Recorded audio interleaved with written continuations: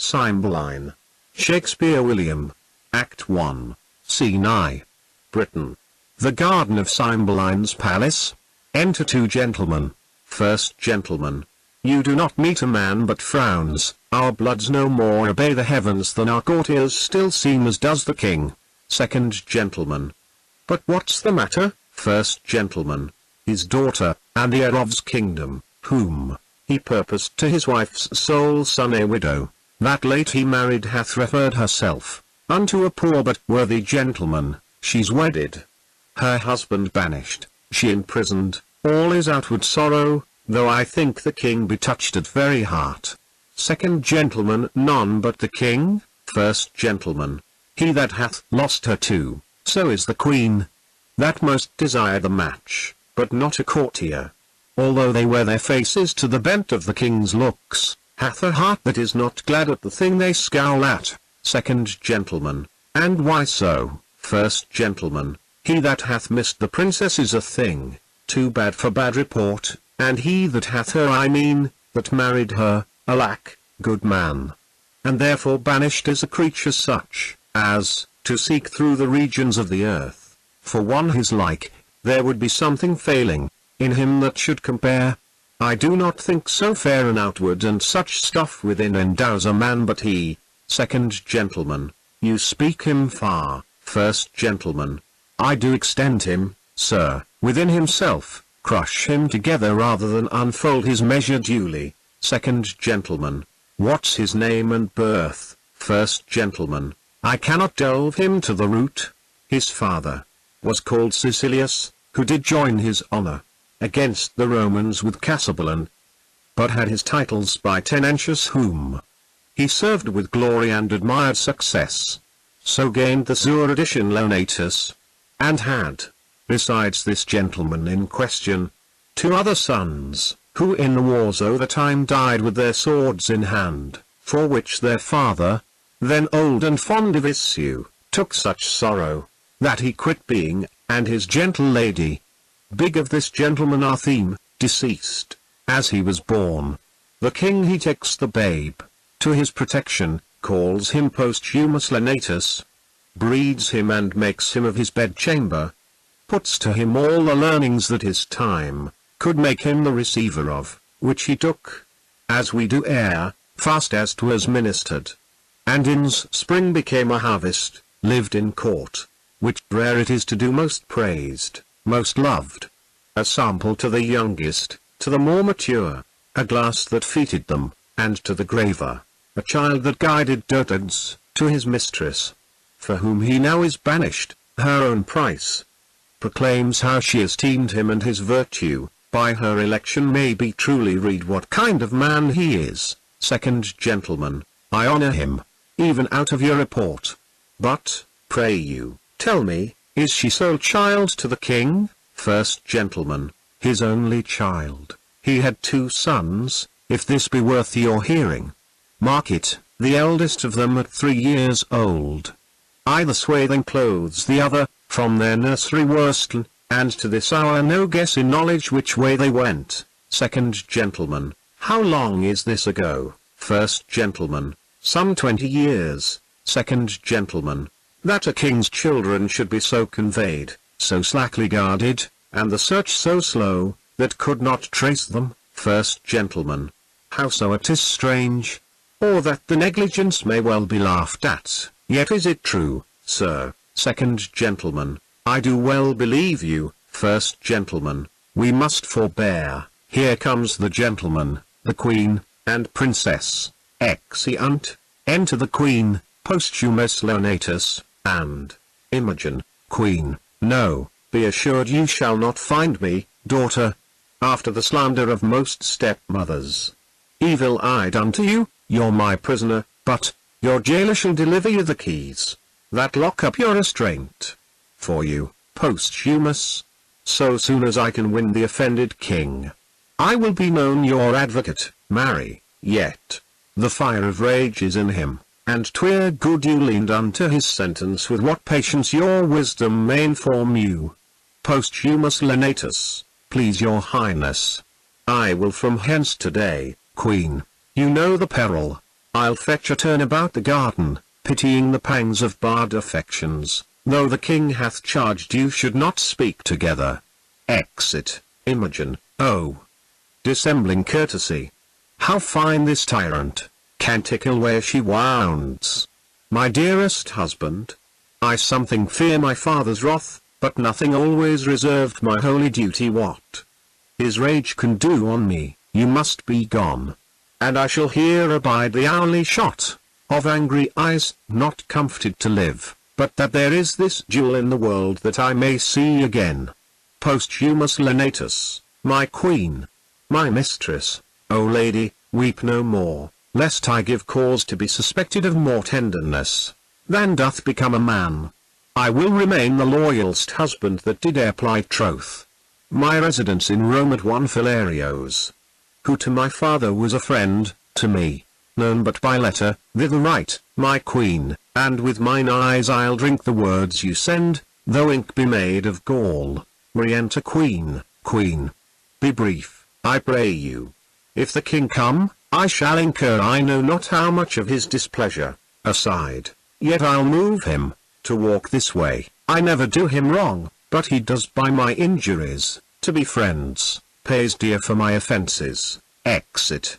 Posthumous Lenatus. Should we be taking leave, as long a term as yet we have to live, the loathness to depart would grow.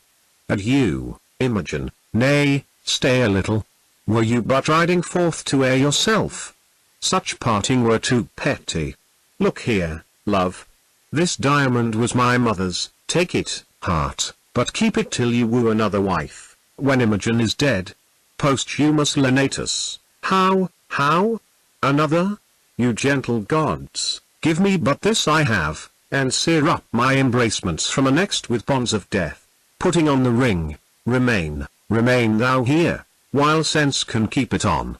And, sweetest, fairest, as I my poor self did exchange for you, to your so infinite loss, so in our trifles, I still win of you. For my sake wear this, it is a manacle of love, I'll place it upon this fairest prisoner, putting a bracelet upon her arm. Imogen. O the gods, when shall we see again? Enters Cymbeline and lords. Posthumous Lenatus. Alack, the king? Cymbeline, thou basest thing, avoid hence from my sight.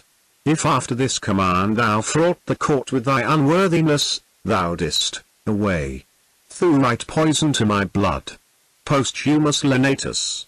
The gods protect you, and bless the good remainders of the court. I am gone.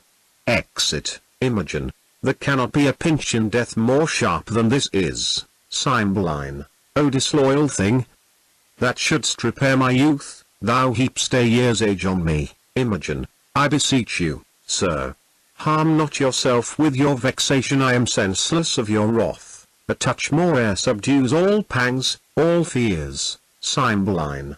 Past grace, obedience. Imogen. Past hope, and in despair, that way. Past grace. Cymbeline. That mightst have heard the sole son of my queen. Imogen. O blessed, that I might not.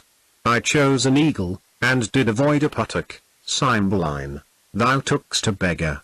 Wouldst have made my throne a seat for baseness. Imogen. No, I rather added a lustre to it. Cymbeline. O thou vile one. Imogen. Sir, it is your fault that I have loved Posthumous. You bred him as my playfellow, and he is a man worth any woman, overbuys me almost the sum he pays. Cymbeline. What, art thou mad? Imogen. Almost, sir, heaven restore me. Would I were a neat herd's daughter, and my Lenatus our neighbour shepherd's son. Cymbeline. Thou foolish thing, re-enter queen. They were again together. You have done not after our command. Away with her, and pen her up. Queen. Beseech your patience. Peace.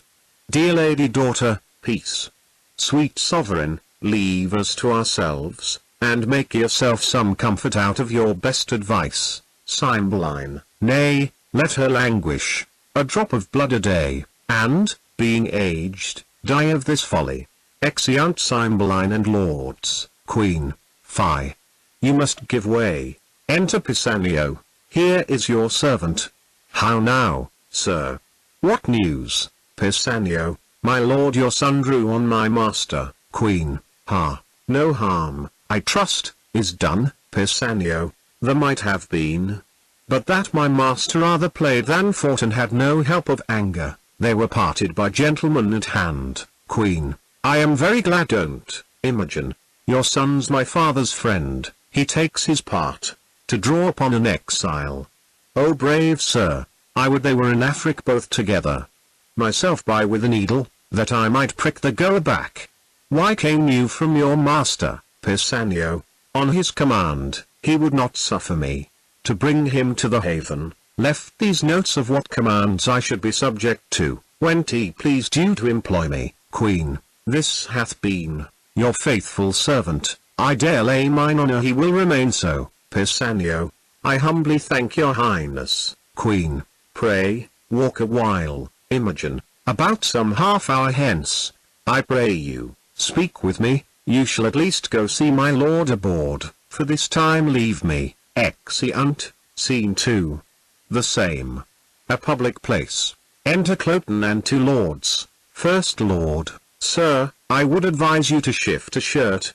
The violence of action hath made you reek as a sacrifice. Where air comes out, air comes in. There's none abroad so wholesome as that you vent. Cloten. If my shirt were bloody, then to shift it.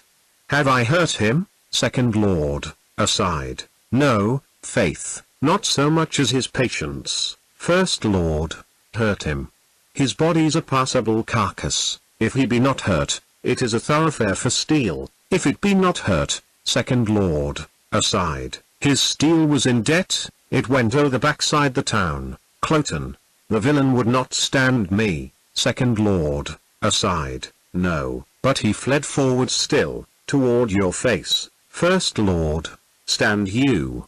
You have land enough of your own, but he added to your having, gave you some ground. Second Lord. Aside. As many inches as you have oceans. Puppies. Cloten. I would they had not come between us. Second Lord. Aside. So would I, till you had measured how long a fool you were upon the ground. Cloten. And that she should love this fellow and refuse me. Second Lord. Aside. If it be a sin to make a true election, she is damned. First Lord. Sir, as I told you always, her beauty and her brain go not together. She's a good sign, but I have seen small reflection of her wit. Second Lord. Aside. She shines not upon fools, lest the reflection should hurt her. Cloten. Come, I'll to my chamber. Would there had been some hurt done. Second Lord. Aside. I wish not so, unless it had been the fall of an ass, which is no great hurt. Cloten. You'll go with us? First Lord. I'll attend your lordship. Cloten. Nay, come, let's go together. Second Lord. Well, my lord. Exeunt. Scene 3. A room in Cymbeline's palace. Enter Imogen and Pisanio. Imogen. I would thou grewst unto the shores o'er the haven, and questionedst every sail, if he should write, and not have it, twere a paper lost, as offered mercy is.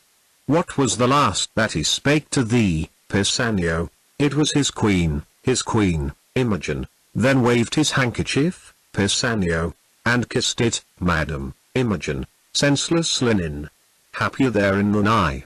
And that was all, Pisanio. No, madam, for so long as he could make me with this eye or ear, distinguish him from others, he did keep the deck, with glove, or hat, or handkerchief, still waving, as the fits and stirs of his mind could best express how slow his soul sailed on, how swift his ship. Imogen, thou shouldst have made him as little as a crow, or less, ere left to after-eye him. Pisanio. Madam, so I did. Imogen. I would have broke mine eye strings, cracked them, but, to look upon him, till the diminution of space had pointed him sharp as my needle, nay, followed him, till he had melted from the smallness of a gnat to air, and then have turned mine eye and wept. But, good Pisanio, when shall we hear from him? Pisanio. Be assured, madam, with his next vantage. Imogen. I did not take my leave of him, but had most pretty things to say, ere I could tell him how I would think on him at certain hours, such thoughts and such, or I could make him swear the shiz of Italy should not betray mine interest and his honor, or have charged him at the 6th hour of morn, at noon, at midnight, to encounter me with orisons, for then I am in heaven for him, or ere I could give him that parting kiss which I had set betwixt two charming words, comes in my father, and like the tyrannous breathing of the north shakes all our buds from growing. Enter a lady. Lady, the queen, madam, desires your highness company. Imogen, those things I bid you do, get them dispatched.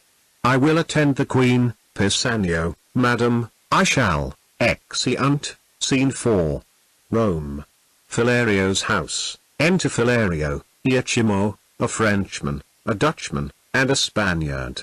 Iachimo, believe it, sir, I have seen him in Britain. He was then of a crescent note, expected to prove so worthy as since he hath been allowed the name of, but I could then have looked on him without the help of admiration, though the catalogue of his endowments had been tabled by his side and I to peruse him by items. Philario, you speak of him when he was less furnished than now he is with that which makes him both without and within. Frenchman, I have seen him in France. We had very many that could behold the sun with as firm eyes as he. Iachimo, this matter of marrying his king's daughter, wherein he must be weighed rather by her value than his own words him, I doubt not, a great deal from the matter. Frenchman, and then his banishment. Iachimo, and the approbation of those that weep this lamentable divorce under her colours are wonderfully to extend him, be it but to fortify her judgment, which else an easy battery might lay flat.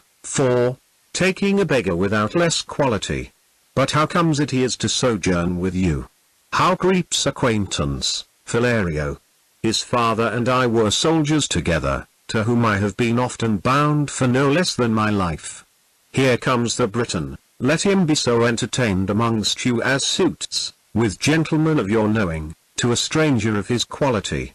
Enter Posthumus Leonatus. I beseech you all, be better known to this gentleman, whom I commend to you as a noble friend of mine. How worthy he is I will leave to appear hereafter, rather than story him in his own hearing. Frenchman, sir, we have known together in Orleans. Posthumus Leonatus, since when I have been debtor to you for courtesies, which I will be ever to pay and yet pay still. Frenchman, sir, you o'errate my poor kindness. I was glad I did atone my countrymen and you. It had been pity you should have been put together with so mortal a purpose as then each bore, upon importance of so slight and trivial a nature. Posthumus Leonatus, by your pardon, sir, I was then a young traveller, rather shunned to go even with what I heard than in my every action to be guided by others' experiences, but upon my mended judgment if I offend not to say it is mended my quarrel was not altogether slight. Frenchman, faith, yes, to be put to the arbitrament of swords, and by such two that would by all likelihood have confounded one the other, or have fallen both. Iachimo, can we, with manners, ask what was the difference? Frenchman, safely, I think, 'twas a contention in public, which may, without contradiction, suffer the report. It was much like an argument that fell out last night, where each of us fell in praise of our country mistresses, this gentleman at that time vouching and upon warrant of bloody affirmation his to be more fair, virtuous, wise, chaste, constant, qualified, and less attemptable than any the rarest of our ladies in France. Iachimo, that lady is not now living, or this gentleman's opinion by this worn out. Posthumus Leonatus, she holds her virtue still and I my mind. Iachimo, you must not so far prefer her 4 hours of Italy. Posthumus Leonatus, being so far provoked as I was in France, I would abate her nothing, though I profess myself her adorer, not her friend. Iachimo, as a fair and as good a kind of hand-in-hand comparison had been something too fair and too good for any lady in Britain. If she went before others I have seen, as that diamond of yours outlusted as many I have beheld. I could not but believe she excelled many, but I have not seen the most precious diamond that is, nor you the lady. Posthumous Lenatus. I praised her as I rated her, so do I my stone. Iachimo. What do you esteem it at? Posthumous Lenatus. More than the world enjoys. Iachimo. Either your unparagoned mistress is dead, or she's outprized by a trifle. Posthumous Lenatus. You are mistaken, the one may be sold, or given, if there were wealth enough for the purchase, or merit for the gift. The other is not a thing for sale, and only the gift of the gods, Iachimo, which the gods have given you. Posthumous Lenatus, which, by their graces, I will keep, Iachimo. You may wear her in title yours, but, you know, strange foul light upon neighboring ponds. Your ring may be stolen too, so your brace of unprizable estimations, the one is but frail and the other casual, a cunning thief, or a that way accomplished courtier, would hazard the winning both of first and last. Posthumous Lenatus. Your Italy contains none so accomplished a courtier to convince the honor of my mistress, if, in the holding or loss of that, you term her frail. I do nothing doubt you have store of thieves, notwithstanding, I fear not my ring. Philario. Let us leave here, gentlemen. Posthumous Lenatus. Sir, with all my heart.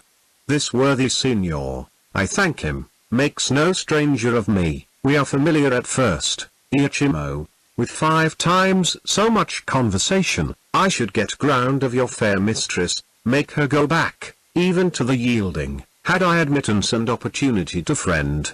Posthumous Lenatus. No, number, Iachimo. I dare thereupon pawn the moiety of my estates to your ring, which, in my opinion, values it something, but I make my wager rather against your confidence than her reputation, and, to buy your offence hereinto, I durst attempt it against any lady in the world. Posthumous Lenatus. You are a great deal abused in too bold a persuasion, and I doubt not you sustain what you're worthy of by your attempt. Iachimo. What's that? Posthumous Lenatus. A repulse, though your attempt, as you call it, deserve more, a punishment too. Philario. Gentlemen, enough of this, it came in too suddenly, let it die as it was born, and, I pray you, be better acquainted, Iachimo. Would I had put my estate and my neighbours on the approbation of what I have spoke. Posthumous Lenatus. What lady would you choose to assail, Iachimo? Yours, whom in constancy you think stands so safe. I will lay you 10,000 ducats to your ring. That, commend me to the court where your lady is, with no more advantage than the opportunity of a second conference, and I will bring from thence that honour of hers which you imagine so reserved.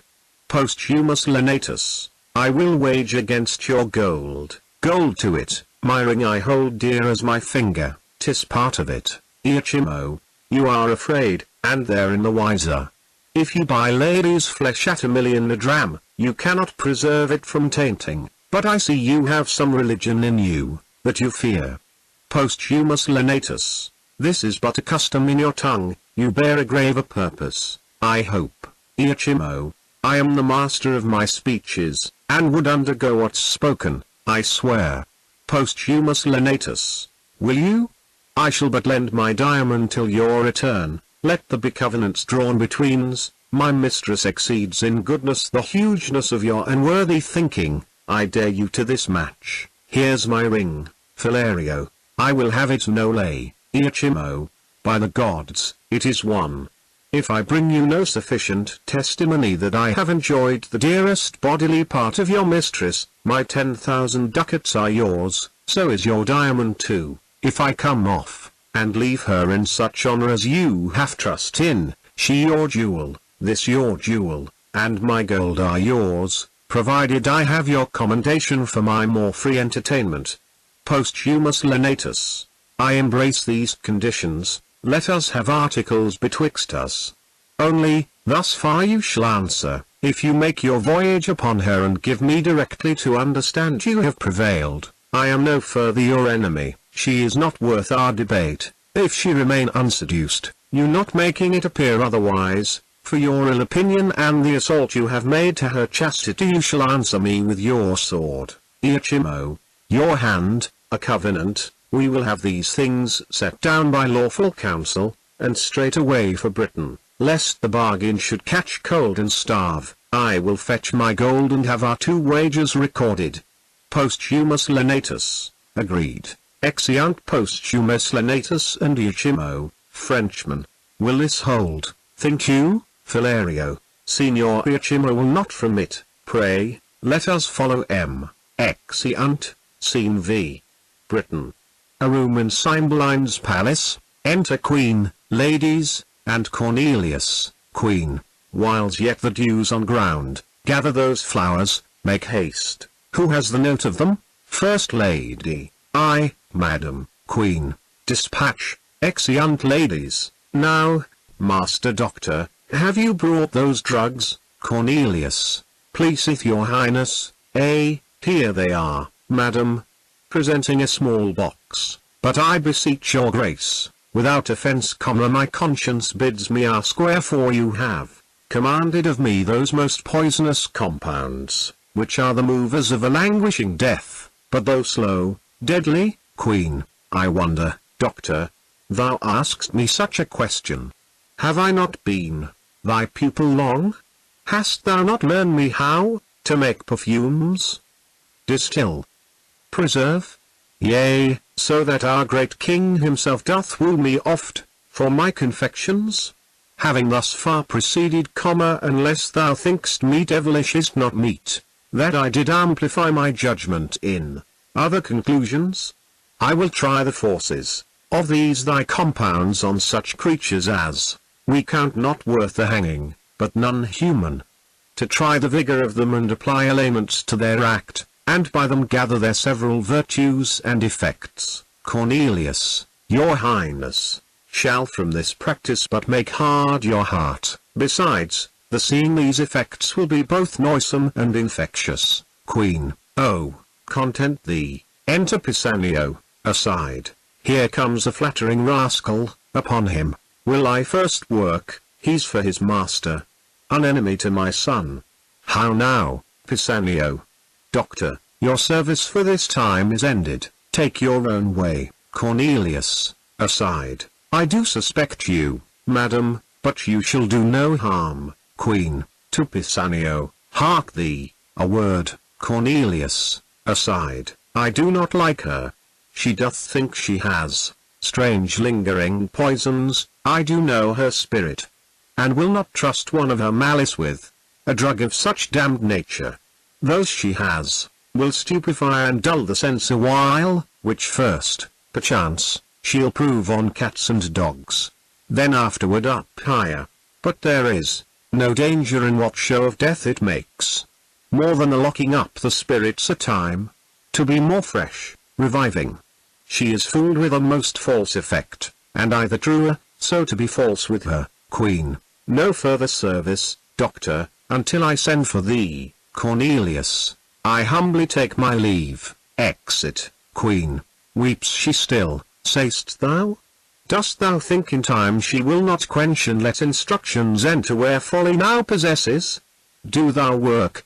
When thou shalt bring me word she loves my son, I'll tell thee on the instant thou art then as great as is thy master, greater, for his fortunes all lie speechless and his name is at last gasp. Return he cannot, nor continue where he is. To shift his being is to exchange one misery with another, and every day that comes to decay a day's work in him.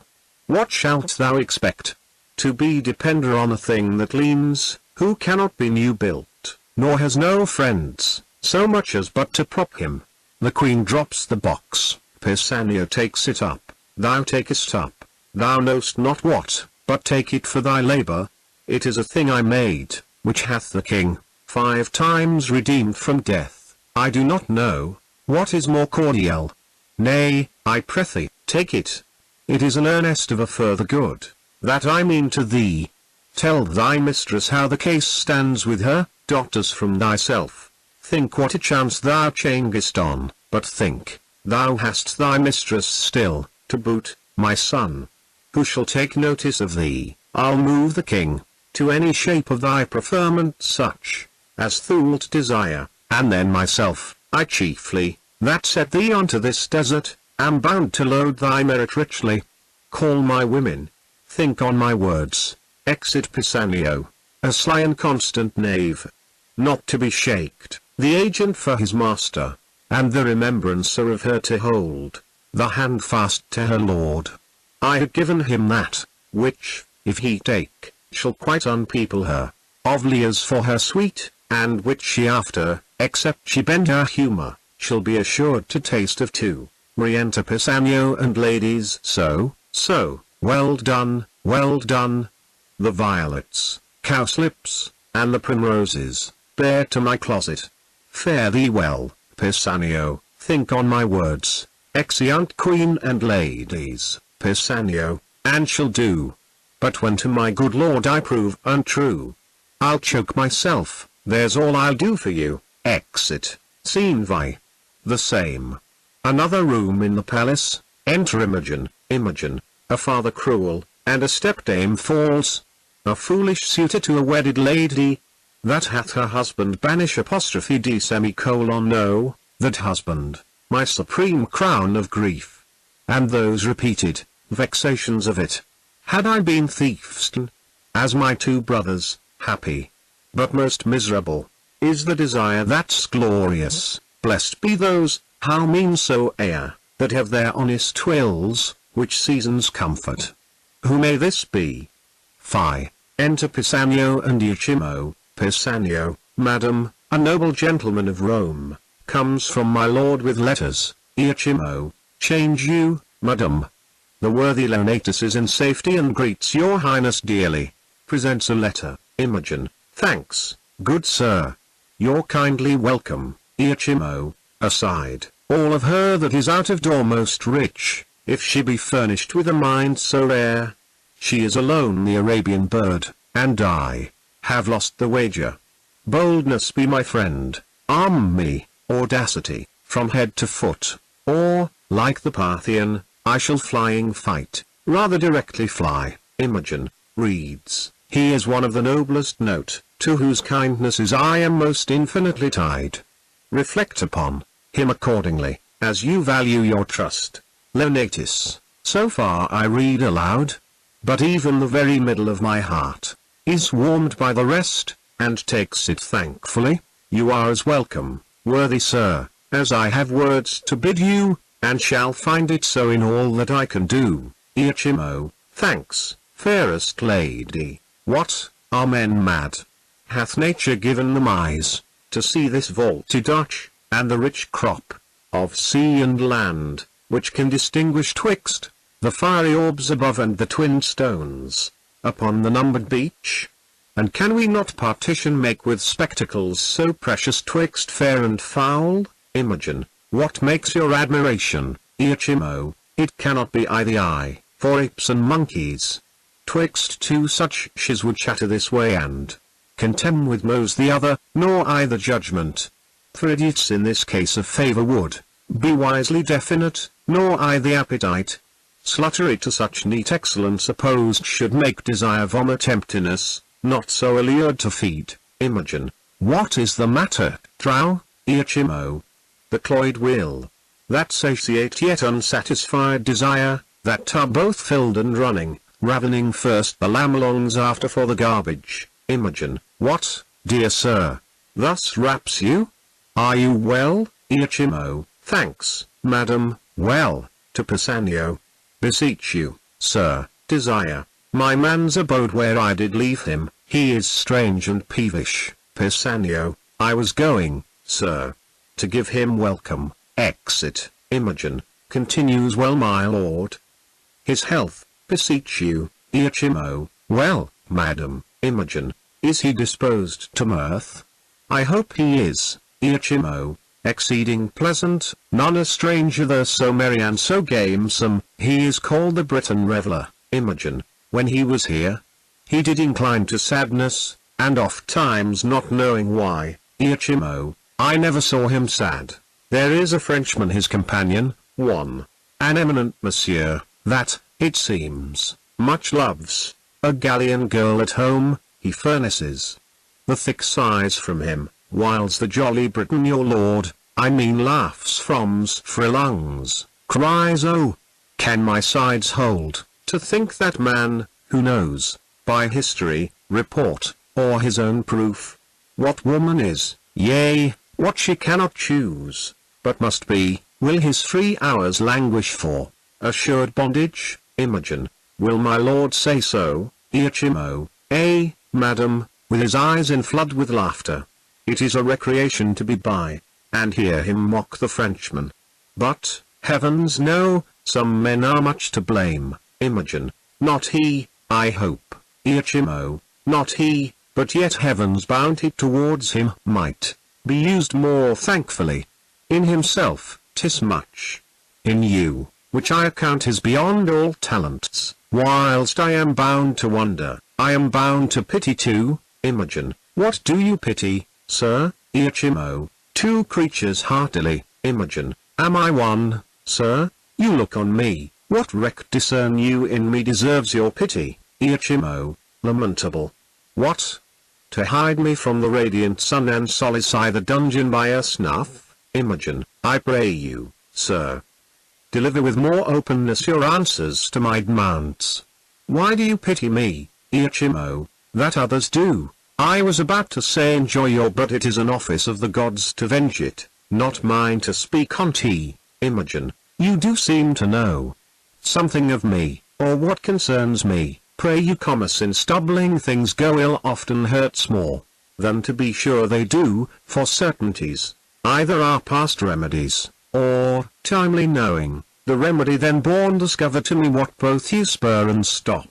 Iachimo, had I this cheek, to bathe my lips upon, this hand, whose every touch, would force the feeler's soul, to the oath of loyalty, this object, which, takes prisoner the wild motion of mine eye, fixing it only here, should I, damn then, slaver with lips as common as the stairs, that mount the Capitol, join gripes with hands, made hard with hourly falsehood, as, with labor, then by peeping in an eye, base and unlustrous as the smoky light, that's fed with stinking tallow, it were fit that all the plagues of hell should at one time encounter such revolt. Imogen, my lord, I fear, has forgot Britain, Iachimo, and himself. Not I. Inclined to this intelligence, pronounce the beggary of his change. But 'tis your graces that from pain mutest conscience to my tongue charms this report out. Imogen, let me hear no more, Iachimo, O dearest soul. Your cause doth strike my heart, with pity, that doth make me sick. A lady, so fair, and fastened to an empery, would make the greatest king double comma to be partnered with tomboys hired with that self-exhibition, which your own coffers yield, with diseased ventures, that play with all infirmities for gold, which rottenness can lend nature. Such boiled stuff, as well might poison, be revenged, or she that bore you was no queen, and you recoil from your great stock. Imogen, revenged. How should I be revenged? If this be true, as I have such a heart that both mine ears must not in haste abuse if it be true, how should I be revenged, Iachimo, should he make me live, like Diana's priest, betwixt cold sheets, whiles he is vaulting variable ramps? In your despite, upon your purse, revenge it. I dedicate myself to your sweet pleasure, more noble than that renegade to your bed, and will continue fast to your affection, still close as sure. Imogen, what, ho, Pisanio, Iachimo, let me my service tender on your lips. Imogen, away. I do condemn mine ears that have so long attended thee. If thou wert honorable, thou wouldst have told this tale for virtue, not for such an end thou seek. Street, as base as strange, thou wrong'st a gentleman, who is as far from thy report as thou from honor, and solicit'st here a lady that disdains thee and the devil alike. What ho, Pisanio, the king my father shall be made acquainted of thy assault, if he shall think it fit. A saucy stranger in his court to mart, as in a Romish steward to expound his beastly mind to us. He hath a court he little cares for, and a daughter who he not respects at all. What, ho, Pisanio, Iachimo, O happy Lenatus! I may say, the credit that thy lady hath of thee, deserves thy trust, and thy most perfect goodness her assured credit. Blessed live you long, a lady to the worthiest sir that ever country called his, and you his mistress, only for the most worthiest fit. Give me your pardon, I have spoke this, to know if your affiance were deeply rooted, and shall make your lord that which he is, new or, and he is one, the truest mannered, such a holy witch that he enchants societies into him, half all men's hearts are his. Imogen, you make amends, Iachimo, he sits mongst men like a descended god. He hath a kind of honour sets him off, more than a mortal seeming. Be not angry, most mighty princess, that I have adventured to try your taking a false report, which hath honoured with confirmation your great judgment, in the election of a sir so rare, which you know cannot err. The love I bear him, made me to fan you thus, but the gods made you, unlike all others, chaffless. Pray, your pardon, Imogen, all's well, sir, take my power I the court for yours, Iachimo, my humble thanks. I had almost forgot to entreat your grace but in a small request, and yet of moment too, for it concerns your lord, myself and other noble friends, our partners in the business. Imogen, pray, what is't, Iachimo? Some dozen Romans of us and your lord the best feather of our wing have mingled sums, to buy a present for the emperor, which I, the factor for the rest, have done. In France, 'tis plate of rare device, and jewels, of rich and exquisite form, their values great, and I am something curious, being strange, to have them in safe storage. May it please you to take them in protection, Imogen, willingly, and pawn mine honour for their safety, since my lord hath interest in them. I will keep them in my bedchamber, Iachimo, they are in a trunk.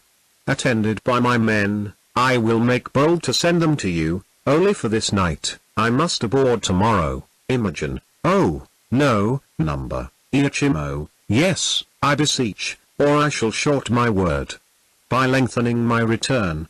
From Gallio I crossed the seas on purpose and on promise to see your grace. Imogen, I thank you for your pains, but not away tomorrow. Iachimo, oh, I must, madam. Therefore I shall beseech you, if you please to greet your lord with writing. Tonight, I have outstood my time, which is material to the tender of our present. Imogen, I will write. Send your trunk to me, it shall safe be kept, and truly yielded you. You're very welcome. Exeunt, Act 2, Scene I. Britain. Before Cymbeline's palace, enter Cloten and two lords. Cloten, was there ever man had such luck?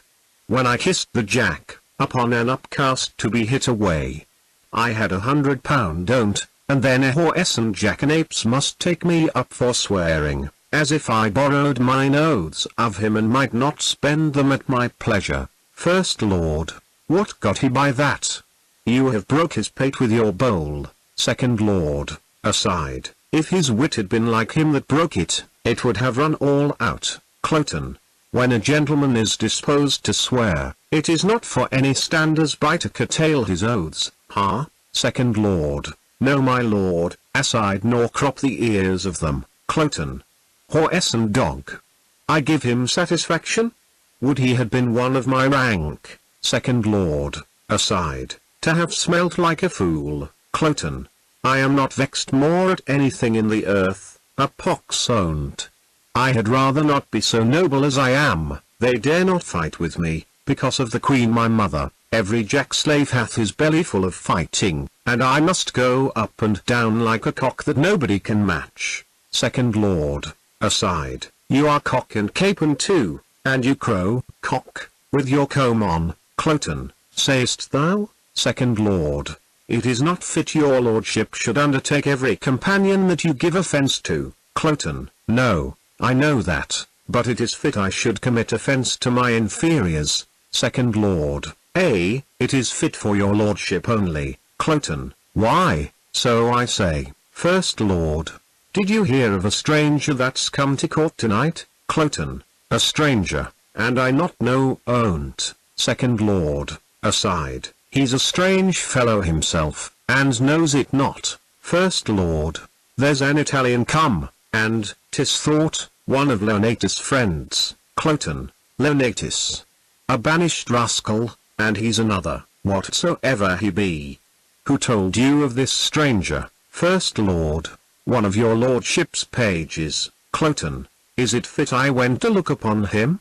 Is there no derogation in't? Second Lord, you cannot derogate, my lord. Cloten, not easily, I think. Second Lord, aside, you are a fool granted, therefore your issues, being foolish, do not derogate. Cloten, come, I'll go see this Italian. What I have lost today at bowls I'll win tonight of him. Come, go. Second Lord, I'll attend your lordship. Exeunt Cloten and First Lord, that such a crafty devil as is his mother, should yield the world this ass. A woman that bears all down with her brain, and this her son, cannot take 2 from 20, for his heart, and leave 18. Alas, poor princess! Thou divine Imogen, what thou endurest! Betwixt a father by thy stepdame governed, a mother hourly coining plots, a wooer, more hateful than the foul expulsion is, of thy dear husband, than that horrid act, of the divorce held make.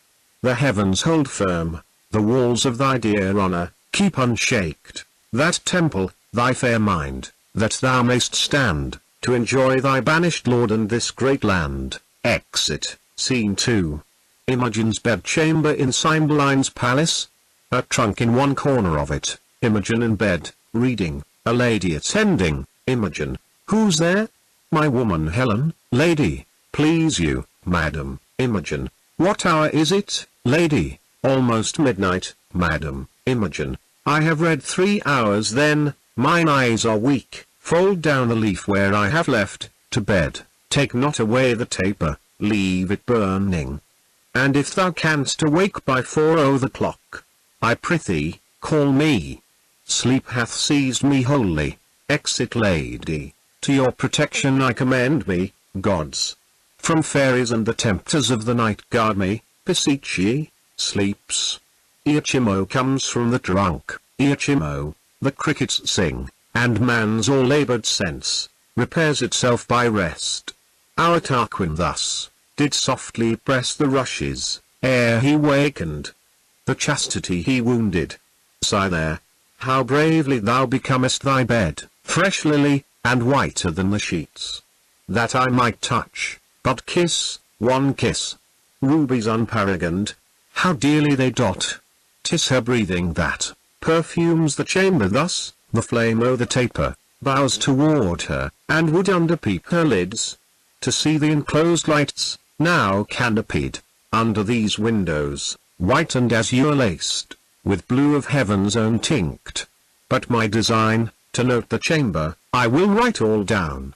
Such and such pictures, there the window, such, the adornment of her bed, the arras, figures, why, such and such, and the contents so the story, but some natural notes about her body, above 10,000 mean immovables would testify, to enrich mine inventory.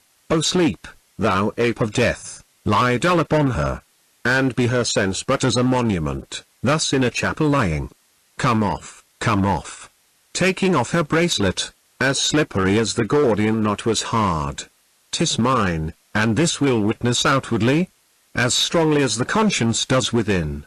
To the madding of her lord, on her left breast, a mole sinks spotted, like the crimson drops, I the bottom of a cowslip. Here's a voucher, stronger than ever law could make. This secret will force him think I have picked the lock and ta'en the treasure of her honor. No more. To what end? Why should I write this down, that's riveted, screwed to my memory? She hath been reading late the tale of Deruas, Here the leaves turned down where Philomel gave up. I have enough. To the trunk again, and shut the spring of it. Swift, swift, you dragons of the night, that dawning may bear the raven's eye.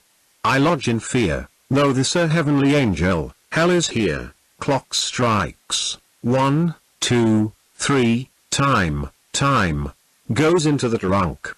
The scene closes, scene 3.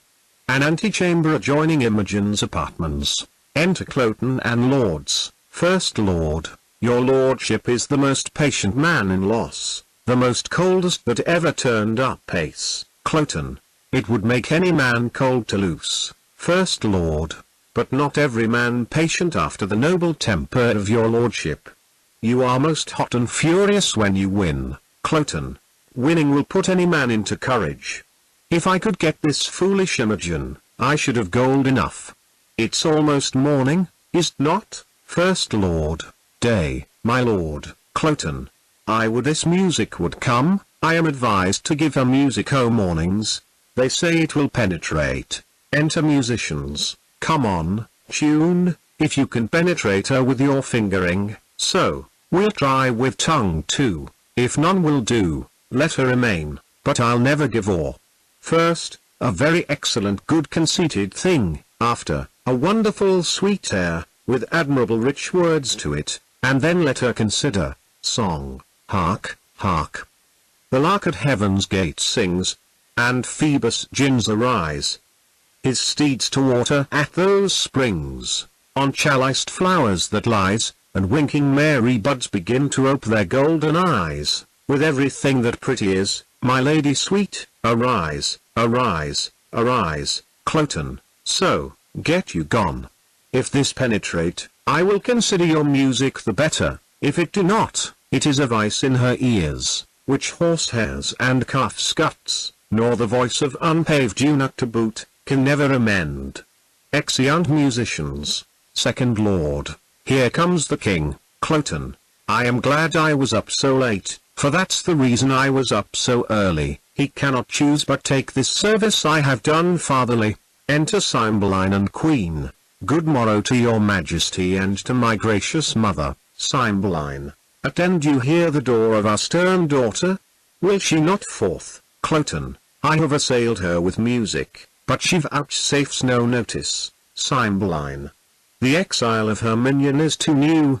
She hath not yet forgot him. Some more time must wear the print of his remembrance out, and then she's yours. Queen, you are most bound to the king, who lets go by no vantages that may prefer you to his daughter.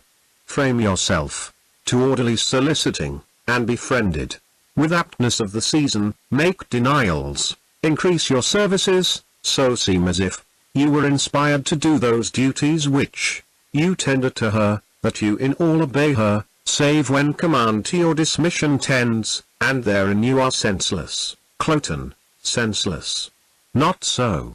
Enter a messenger. Messenger, so like you, sir, ambassadors from Rome. The one is Caius Lucius, Cymbeline, a worthy fellow, albeit he comes on angry purpose now. But that's no fault of his. We must receive him, according to the honor of his sender, and towards himself, his goodness for his spent honors. We must extend our notice. Our dear son, when you have given good morning to your mistress, attend the queen and us, we shall have need to employ you towards this Roman. Come, our queen.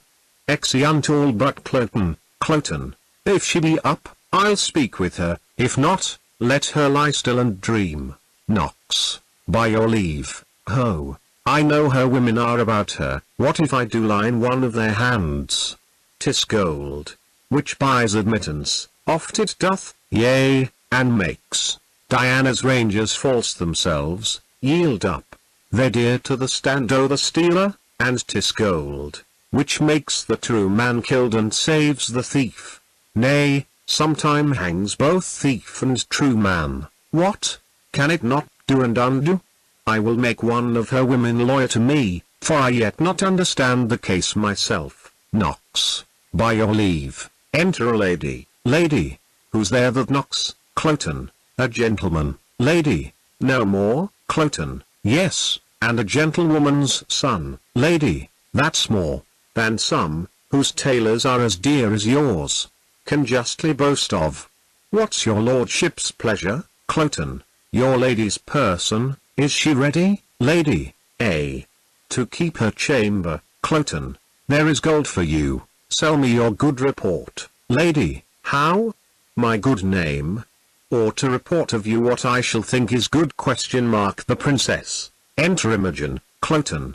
Good morrow, fairest sister, your sweet hand. Exit Lady Imogen. Good morrow, sir. You lay out too much pains for purchasing but trouble. The thanks I give is telling you that I am poor of thanks and scarce can spare them. Cloten. Still, I swear I love you, Imogen. If you but said so, 'twere as deep with me. If you swear still, your recompense is still that I regard it not. Cloten. This is no answer, Imogen, but that you shall not say I yield. Being silent, I would not speak. I pray you, spare me, faith. I shall unfold equal discourtesy, to your best kindness. One of your great knowing should learn, being taught, forbearance. Cloten. To leave you in your madness, 'twere my sin. I will not, Imogen. Fools are not mad folks. Cloten. Do you call me fool, Imogen, as I am mad? I do. If you'll be patient, I'll no more be mad. That cures us both. I am much sorry, sir. You put me to forget a lady's manners by being so verbal, and learn now, for all that I, which know my heart, do here pronounce. By the very truth of it, I care not for you, and am so near the lack of charity, to accuse myself I hate you, which I had rather you felt than make it my boast. Cloten. You sin against obedience, which you owe your father. For the contract you pretend with that base wretch, one bred of arms and fostered with cold dishes, with scraps o' the court, it is no contract, none. And though it be allowed in meaner parties, yet who than he more mean? To knit their souls, on whom there is no more dependency, but brats and beggary, in self-figured not. Yet you are curbed from that enlargement by the consequence o' the crown, and must not soil the precious note of it with a base slave. A hilding for a livery, a squire's cloth, a pantler, not so eminent, Imogen, profane fellow. Wert thou the son of Jupiter and no more, but what thou art besides, thou wert too base, to be his groom. Thou wert dignified enough, even to the point of envy, if 'twere made comparative for your virtues, to be styled the under-hangman of his kingdom, and hated for being preferred so well. Cloten. The south fog rot him, Imogen, he never can meet more mischance than come to be but named of thee. His meanest garment, that ever hath but clipped his body, is dearer, in my respect, than all the hairs above thee, were they all made such men. How now, Pisanio? Enter Pisanio, Cloten. His garment. Now the devil, Imogen, to Dorothy my woman hie thee presently. Cloten. His garment, Imogen. I am sprited with a fool, frighted, and angered worse. Go bid my woman search for a jewel that too casually hath left mine arm. It was thy master's. Shrew me, if I would lose it for a revenue of any kings in Europe. I do think I saw it this morning, confident I am last night 'twas on mine arm. I kissed it. I hope it be not gone to tell my lord that I kiss aught but he. Pisanio. 'Twill not be lost, Imogen. I hope so. Go and search. Exit Pisanio. Cloten. You have abused me. His meanest garment, Imogen. I said so, sir. If you will make it an action, call witness Tot. Cloten. I will inform your father, Imogen. Your mother too. She's my good lady, and will conceive, I hope, but the worst of me. So, I leave you, sir, to the worst of discontent. Exit. Cloten. I'll be revenged. His meanest garment. Well, exit. Cymbeline. Scene 4. Rome. Philario's house. Enter Posthumus and Philario. Posthumus Lenatus. Fear it not, sir, I would I were so sure to win the king as I am bold her honor will remain hers. Philario, what means do you make to him? Posthumous Lenatus, not any, but abide the change of time. Quake in the present winter's state and wish that warmer days would come. In these seared hopes, I barely gratify your love, they failing, I must die much your debtor. Philario, your very goodness and your company o'erpays all I can do. By this, your king hath heard of great Augustus, Caius Lucius, will do's commission throughly, and I think he'll grant the tribute, send the arrearages, or look upon our omens, whose remembrance is yet fresh in their grief. Posthumous Lenatus, I do believe, statist though I am none, nor like to be, that this will prove a war, and you shall hear. The legions now in Gallia sooner landed, in our not fearing Britain than have tidings of any penny tribute paid.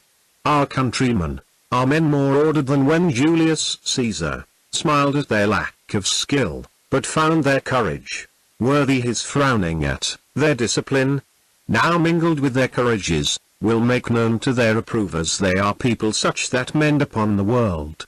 Enter Iachimo, Philario, c. Iachimo. Posthumous Lenatus, the swiftest hearts have posted you by land, and winds of all the comers kissed your sails, to make your vessel nimble. Philario, welcome, sir. Posthumous Lenatus, I hope the briefness of your answer made the speediness of your return. Iachimo, your lady is one of the fairest that I have looked upon. Posthumous Lenatus, and withal the best, or let her beauty look through a casement to allure false hearts and be false with them. Iachimo, here are letters for you. Posthumous Lenatus, their tenor good, I trust. Iachimo, 'tis very like. Philario, was Caius Lucius in the Britain court when you were there? Iachimo, he was expected then, but not approached. Posthumous Lenatus, all is well yet. Sparkles this stone as it was wont?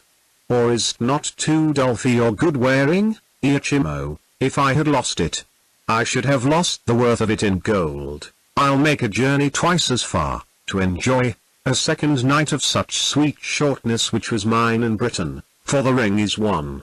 Posthumous Lenatus, the stone's too hard to come by. Iachimo, not a whit. Your lady being so easy.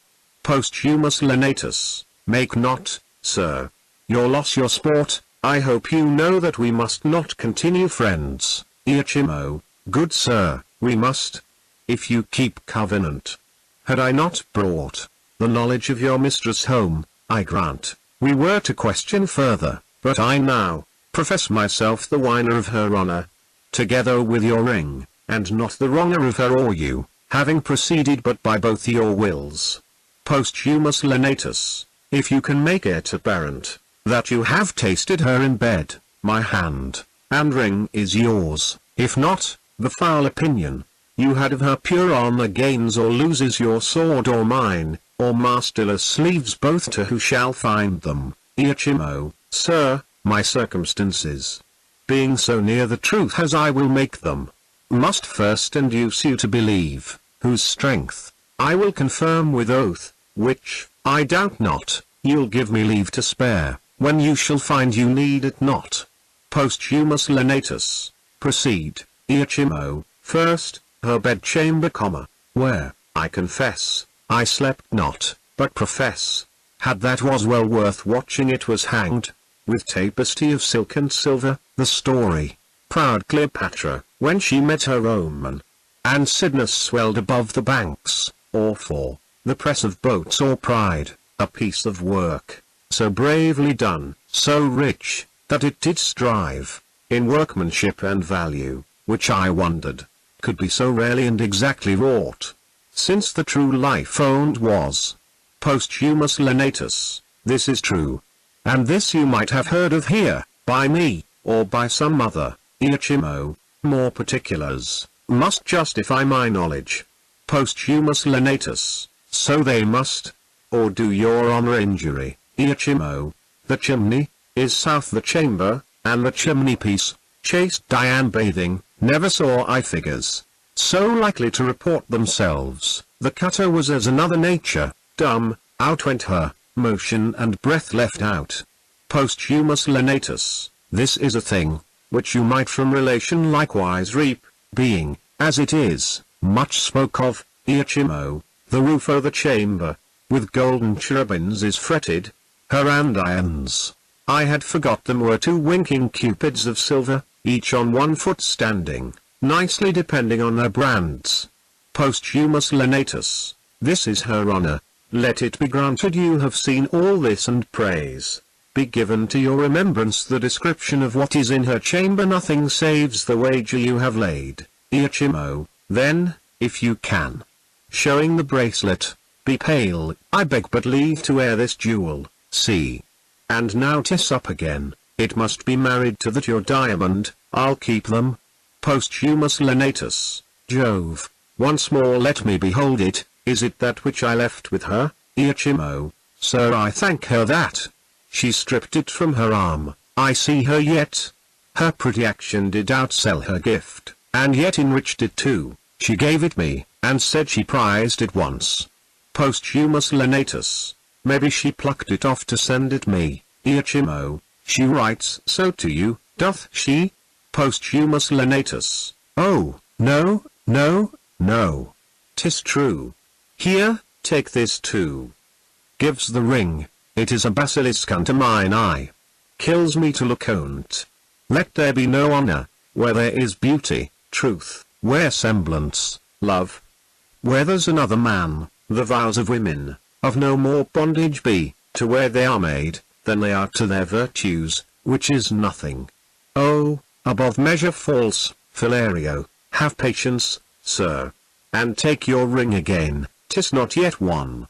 It may be probable she lost it, or, who knows if one of her women, being corrupted, hath stolen it from her. Posthumous lenatus, very true. And so, I hope, he came by't. Back my ring, render to me some corporal sign about her, more evident than this, for this was stolen. Iachimo, by Jupiter, I had it from her arm. Posthumous lenatus, hark you. He swears, by Jupiter he swears. 'Tis true, nay, keep the ring, 'tis true, I am sure. She would not lose it, her attendants are all sworn and honourable, they induced to steal it. And by a stranger exclamation mark no, he hath enjoyed her. The cognizance of her incontinency is this, she hath bought the name of whore thus dearly. There, take thy hire, and all the fiends of hell divide themselves between you. Philario, sir, be patient. This is not strong enough to be believed, of one persuaded well of. Posthumous lenatus, never talk on't. She hath been colted by him. Iachimo, if you seek, for further satisfying, under her breast worthy the pressing lies a mole, right proud of that most delicate lodging, by my life. I kissed it, and it gave me present hunger to feed again, though full. You do remember this stain upon her? Posthumous lenatus, and it doth confirm, another stain, as big as hell can hold, whether no more but it. Iachimo, will you hear more? Posthumous lenatus, spare your arithmetic, never count the turns, once, and a million. Iachimo, I'll be sworn. Posthumous lenatus, no swearing, if you will swear you have not done it, you lie. And I will kill thee, if thou dost deny thou'st made me cuckold. Iachimo, I'll deny nothing. Posthumous lenatus, oh, that I had her here, to tear her limb meal. I will go there and I the court, before her father. I'll do something. Exit, Philario, quite besides, the government of patience. You have won, let's follow him, and pervert the present troth he hath against himself. Iachimo, within my heart, exeunt, scene V. Another room in Philario's house, enter Posthumous lenatus. Posthumous lenatus, is there no way for men to be but women, must be half workers?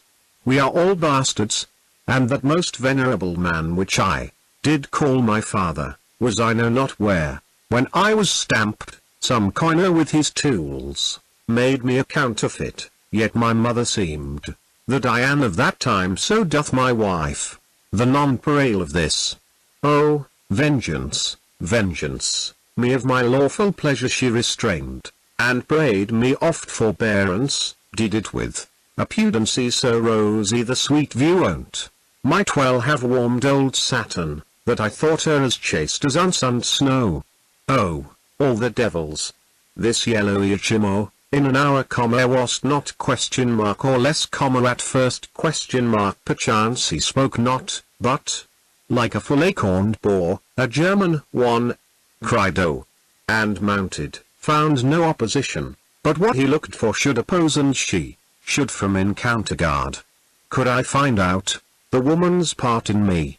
For there's no motion that tends to vice in man, but I affirm, it is the woman's part, be it lying, note it, the woman's, flattering, hers, deceiving, hers, lust and rank thoughts, hers, revenges, hers, ambitions, covetings, change of prides, disdain, nice longing, slanders, mutability, all faults that may be named, nay, that hell knows.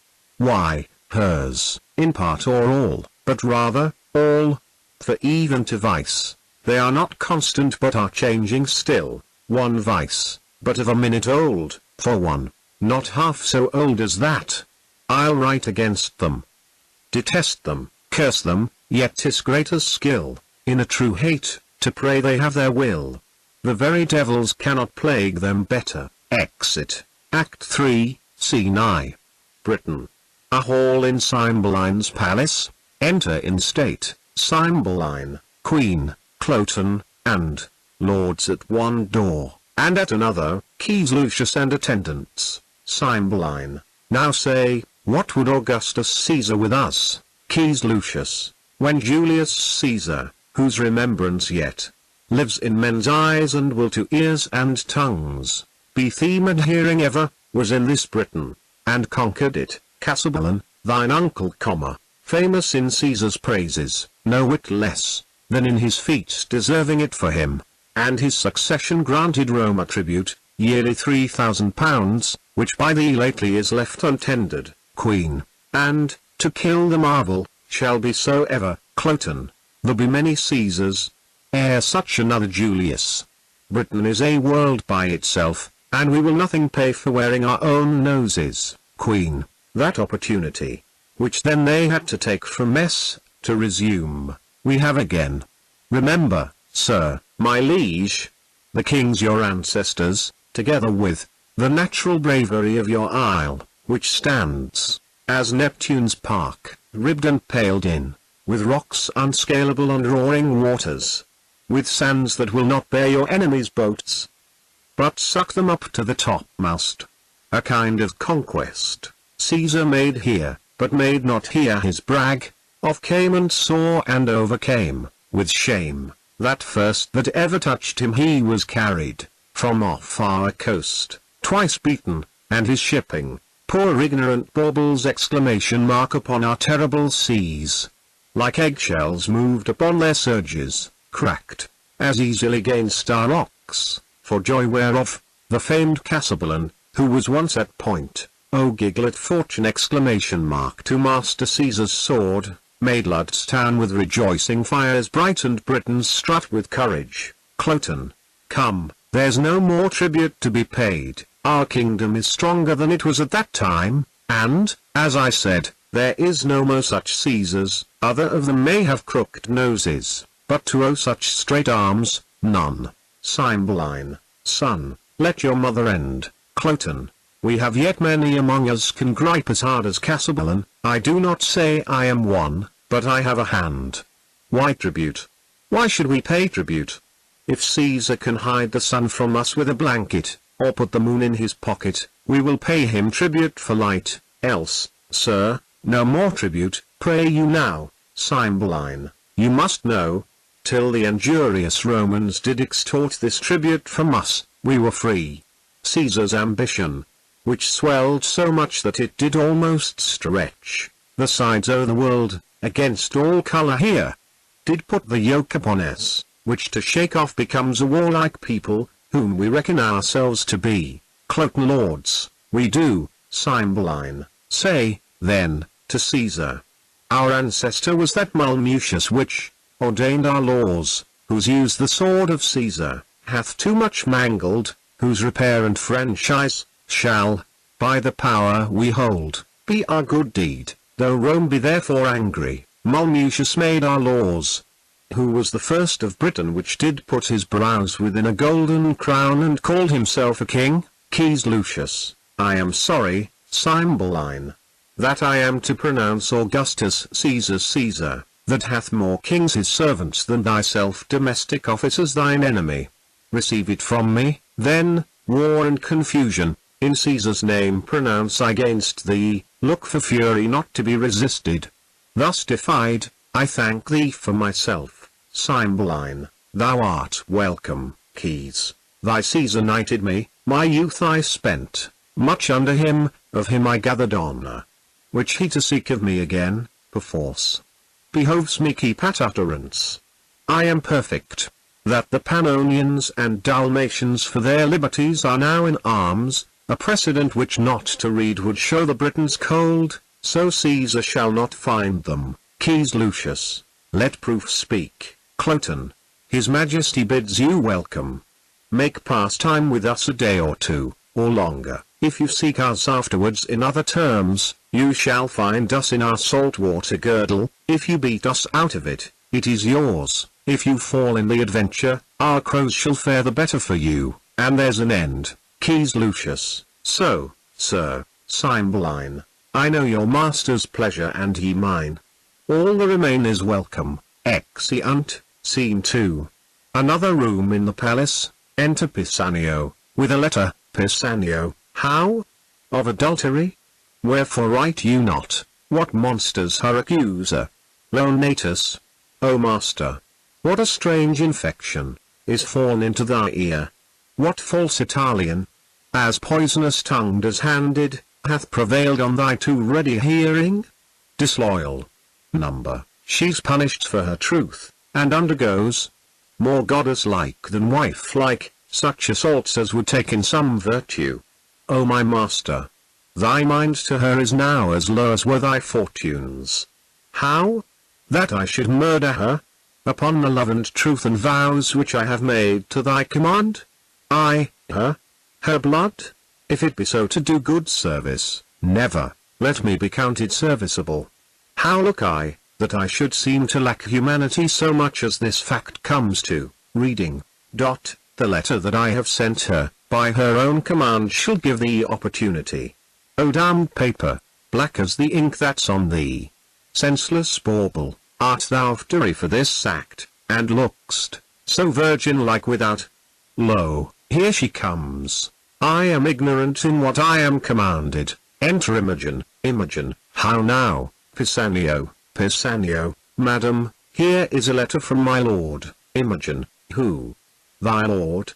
That is my lord, Leonatus. Oh, learned indeed were that astronomer that knew the stars as I his characters. Held lay the future open. You good gods, let what is here contained relish of love, of my lord's health, of his content, yet not that we two are asunder, let that grieve him. Some griefs are medicinable, that is one of them. For it doth physic love, of his content. All but in that. Good wax, thy leave. Blessed be, you bees that make these locks of counsel. Lovers and men in dangerous bonds pray not alike. Though forfeiters you cast in prison, yet, you clasp young Cupid's tables. Good news, gods, reeds, justice, and your father's wrath, should he take me in his dominion, could not be so cruel to me, as you, O the dearest of creatures, would even renew me with your eyes. Take notice that I am in Cambria, at Milford Haven. What your own love will out of this advise you, follow. So he wishes you all happiness, that remains loyal to his vow, and your increasing in love. Leonatus Posthumus. Oh, for a horse with wings. Hear'st thou, Pisanio? He is at Milford Haven. Read, and tell me, how far 'tis thither. If one of mean affairs, may plod it in a week, why may not I glide thither in a day? Then, true Pisanio, who long street, like me, to see thy lord, who long apostrophe street, let me bake, but not like me yet long street, but in a fainter kind, no, not like me, for mine's beyond say, and speak thick. Love's counsellor should fill the bores of hearing, to the smothering of the sense how far it is to this same blessed Milford. And by the way, tell me how Wales was made so happy as to inherit such a haven, but first of all, how we may steal from hence, and for the gap that we shall make in time, from our hence going and our return, to excuse, but first, how get hence, why should excuse be born or e'er be got? We'll talk of that hereafter. Prithee, speak, how many score of miles may we well ride twixt hour and hour, Pisanio? 100 twixt sun and sun, madam, enough for you, aside and too much too, Imogen, why, one that rode to's execution, man, could never go so slow. I have heard of riding wagers, where horses have been nimbler than the sands that run either clock's behalf. But this is foolery. Go bid my woman feign a sickness, say, she'll home to her father, and provide me presently a riding suit, no costlier than would fit a Franklin's housewife. Pisanio, madam, your best consider. Imogen, I see before me, man, nor hear, nor what ensues, but have a fog in them, that I cannot look through. Away, I prithee, do as I bid thee, there's no more to say, accessible is none but Milford way. Exeunt, Scene 3. Wales, a mountainous country with a cave. Enter, from the cave, Belarius, Guiderius, and Arviragus following. Belarius, a goodly day not to keep house, with such, whose roof's as low as ours. Stoop, boys, this gate instructs you how to adore the heavens and bows you to a morning's holy office. The gates of monarchs are arched so high that giants may jet through and keep their impious turbans on, without good morrow to the sun. Hail, thou fair heaven! We house I the rock, yet use thee not so hardly as prouder livers do. Guiderius, hail, heaven! Arviragus, hail, heaven! Belarius, now for our mountain sport, up to yond hill. Your legs are young, I'll tread these flats. Consider, when you above perceive me like a crow, that it is place which lessens and sets off. And you may then revolve what tales I have told you of courts, of princes, of the tricks in war. This service is not service, so being done, but being so allowed, to apprehend thus, draws us a profit from all things we see, and often, to our comfort, shall we find the sharded beetle in a safer hold than is the full-winged eagle. Oh, this life is nobler than attending for a check, richer than doing nothing for a bauble, prouder than rustling in unpaid for silk. Such gain the cap of him that makes them fine, yet keeps his book uncrossed. No life to ours. Guiderius, out of your proof you speak, we, poor unfledged, have never winged from view o'er the nest, nor know not what airs from home. Haply this life is best, if quiet life be best, sweeter to you, that have a sharper known, well corresponding with your stiff age, but unto us it is a cell of ignorance, travelling a bed, a prison for a debtor, that not dares to stride a limit. Arviragus, what should we speak of, when we are old as you? When we shall hear the rain and wind beat dark December, how, in this our pinching cave, shall we discourse the freezing hours away? We have seen nothing. We are beastly, subtle as the fox for prey, like warlike as the wolf for what we eat. Our valour is to chase what flies, our cage we make a choir, as doth the prisoned bird, and sing our bondage freely. Belarius, how you speak! Did you but know the city's usuries, and felt them knowingly, the art o' the court, as hard to leave as keep, whose top to climb, is certain falling, or so slippery that, the fear's as bad as falling, the toil o' the war, a pain that only seems to seek out danger, either name of fame and honour, which dies I the search, and hath as oft to slanderous epitaph, as record of fair act, nay, many times, doth ill deserve by doing well. What's worse, must courtesy at the censure no boys, this story, the world may read in me, my body's marked, with Roman swords, and my report was once, first with the best of note, Cymbeline loved me, and when a soldier was the theme, my name was not far off, then was I as a tree, whose boughs did bend with fruit, but in one night, a storm or robbery, call it what you will, shook down my mellow hangings, nay, my leaves, and left me bare to weather, Guiderius, uncertain favour, Belarius. My fault being nothing as I have told you oft but that two villains, whose false oaths prevailed, before my perfect honour, swore to Cymbeline, I was confederate with the Romans, so followed my banishment, and this 20 years, this rock and these demesnes have been my world, where I have lived at honest freedom, paid more pious debts to heaven than in all the forend of my time. But up to the mountains, this is not hunter's language, he that strikes the venison first shall be the lord o' the feast, to him the other two shall minister, and we will fear no poison, which attends, in place of great estate. I'll meet you in the valleys, exeunt Guiderius and Arviragus. How hard it is to hide the sparks of nature. These boys know little they are sons to the king, nor Cymbeline dreams that they are alive.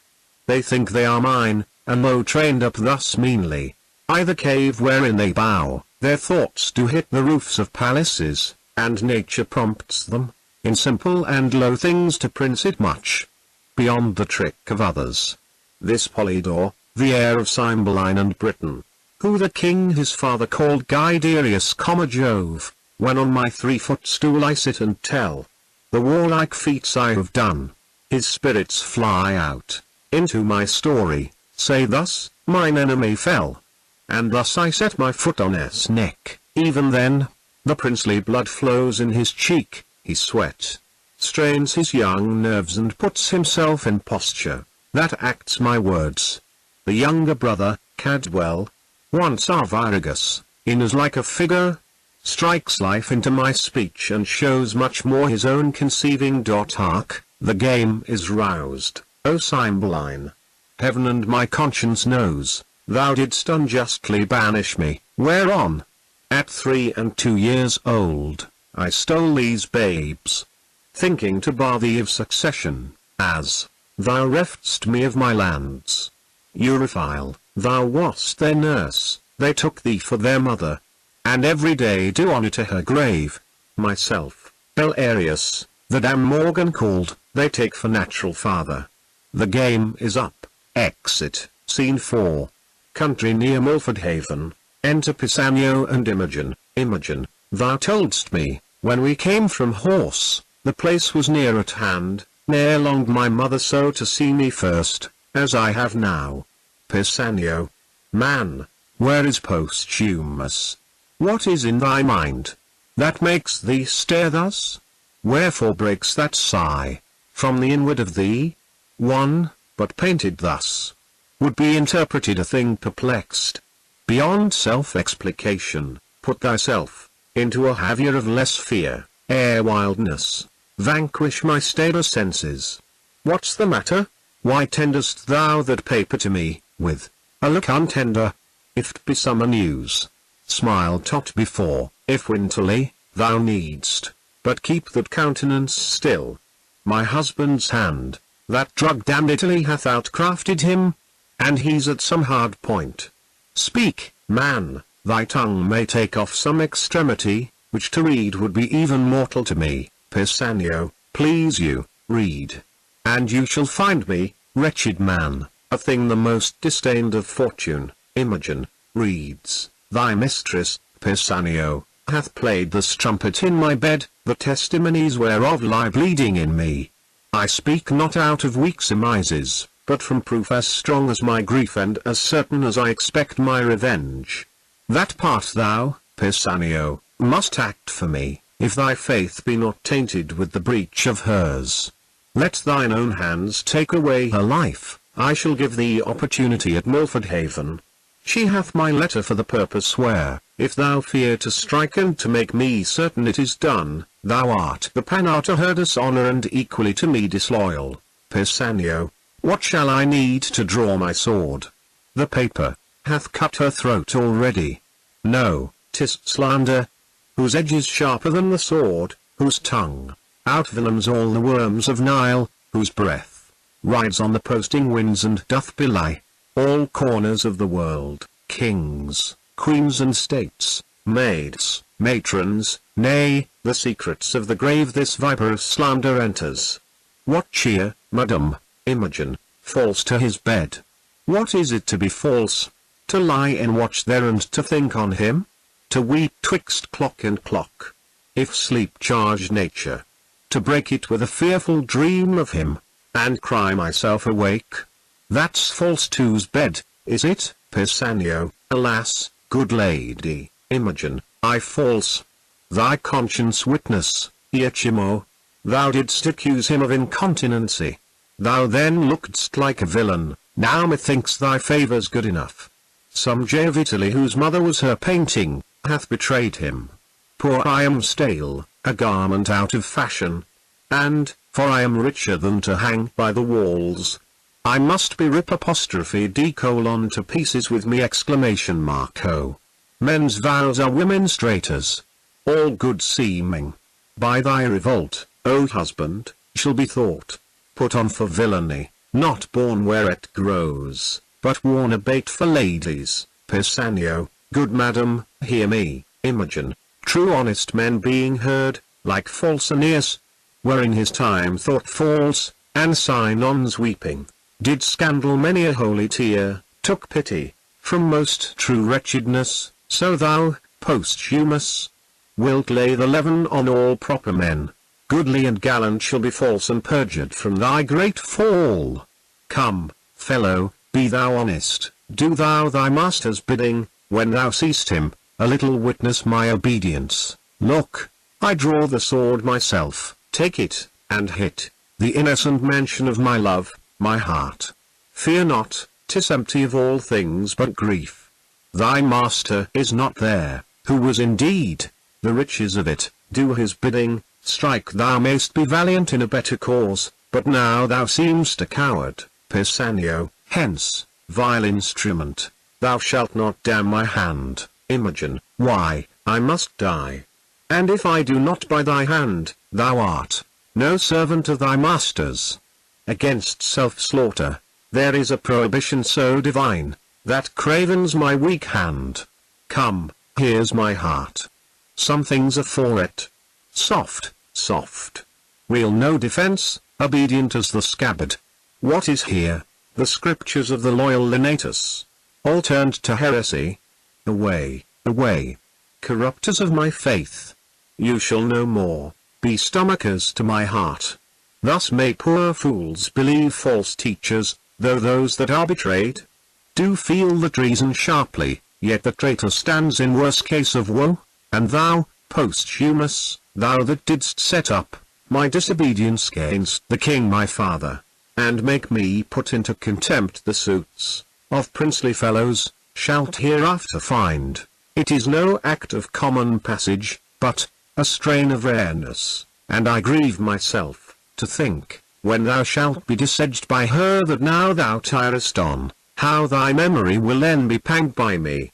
Prithee, dispatch. The lamb entreats the butcher. Where's thy knife? Thou art too slow to do thy master's bidding, when I desire it too. Pisanio, O gracious lady, since I received command to do this business I have not slept one wink. Imogen, and to bed then. Pisanio, I'll wake mine eyeballs blind first. Imogen, wherefore then didst undertake it? Why hast thou abused so many miles with a pretence?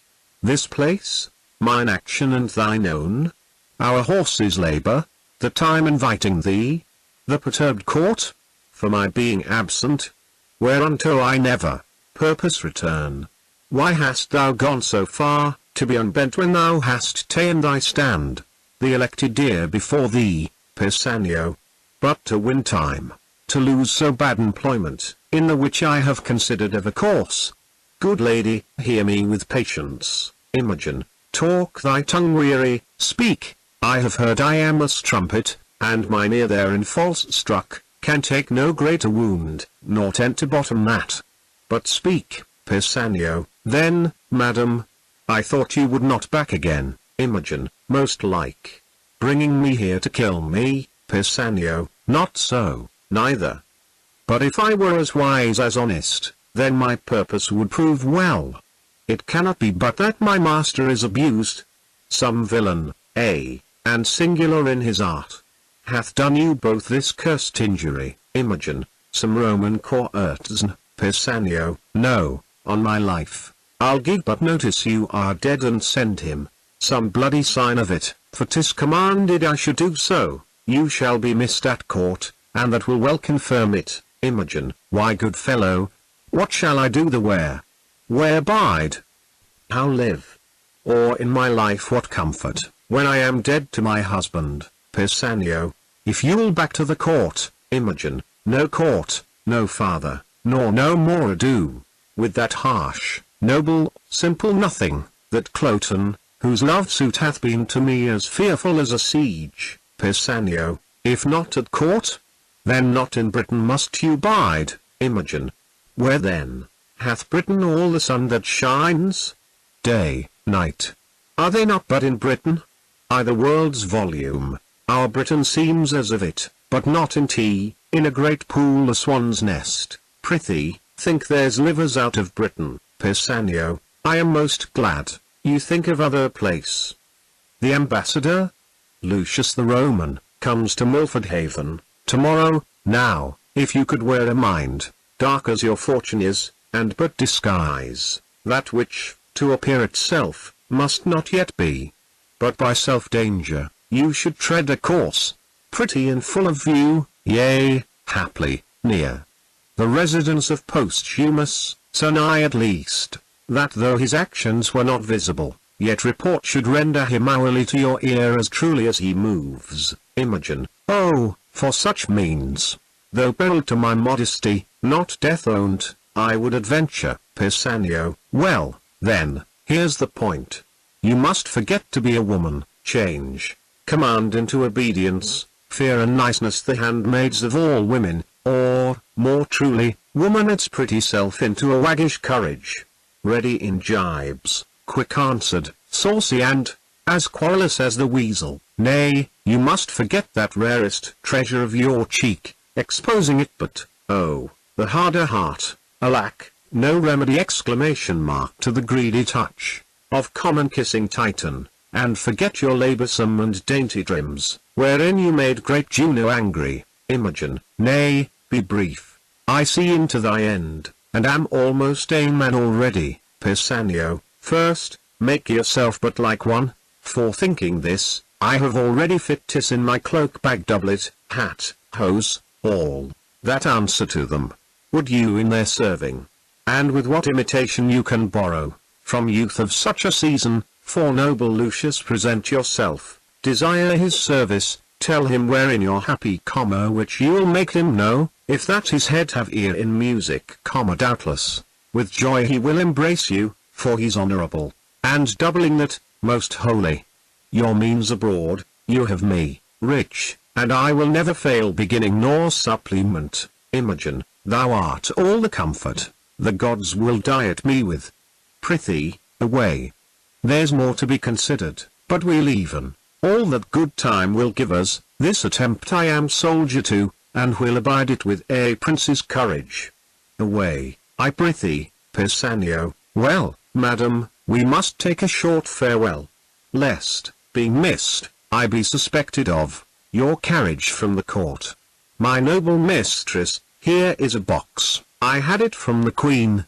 What sign 'tis precious, if you are sick at sea, or stomach qualmed at land, a dram of this will drive away distemper to some shade, and fit you to your manhood. May the gods direct you to the best, Imogen. Amen. I thank thee. Exeunt, severally. Scene V. A room in Cymbeline's palace. Enter Cymbeline, Queen, Cloten, Lucius, lords, and attendants. Cymbeline, thus far, and so farewell. Keys Lucius, thanks, royal sir. My emperor hath wrote, I must from hence, and am right sorry that I must report ye my master's enemy. Cymbeline, our subjects, sir, will not endure his yoke, and for ourself to show less sovereignty than they, must needs appear unkinglike. Keys Lucius, so, sir, I desire of you, a conduct overland to Milford Haven. Madam, all joy befall your grace, Queen, and you, Cymbeline, my lords, you are appointed for that office, the due of honour in no point omit. So farewell, noble Lucius. Keys Lucius, your hand, my lord, Cloten, receive it friendly, but from this time forth I wear it as your enemy. Keys Lucius, sir, the event is yet to name the winner. Fare you well, Cymbeline. Leave not the worthy Lucius, good my lords, till he have crossed the 7. Happiness. Exeunt Lucius and lords. Queen, he goes hence frowning, but it honours us that we have given him cause. Cloten, 'tis all the better. Your valiant Britons have their wishes in it. Cymbeline, Lucius hath wrote already to the emperor. How it goes here? It fits us therefore ripely our chariots and our horsemen be in readiness. The powers that he already hath in Gallia will soon be drawn to head, from whence he moves his war for Britain. Queen, 'tis not sleepy business, but must be looked to speedily and strongly. Cymbeline, our expectation that it would be thus, hath made us forward. But, my gentle queen, where is our daughter? She hath not appeared before the Roman, nor to us hath tendered the duty of the day. She looks us like a thing more made of malice than of duty, we have noted it. Call her before us, for we have been too slight in sufferance. Exit an attendant. Queen, royal sir, since the exile of Posthumus, most retired, hath her life been, the cure of, my lord, 'tis time must do. Beseech your majesty, forbear sharp speeches to her, she's a lady so tender of rebukes that words are strokes and strokes death to her. Re-enter attendant. Cymbeline, where is she, sir? How can her contempt be answered? Attendant, please you, sir. Her chambers are all locked, and there's no answer that will be given to the loudest noise we make. Queen, my lord, when last I went to visit her, she prayed me to excuse her keeping close, whereto constrained by her infirmity, she should that duty leave unpaid to you, which daily she was bound to proffer. This, she wished me to make known, but our great court made me to blame in memory. Cymbeline, her doors locked, not seen of late? Grant, heavens, that which I fear prove false. Exit. Queen, son, I say, follow the king. Cloten, that man of hers, Pisanio, her old servant, have not seen these 2 days. Queen, go, look after. Exit Cloten.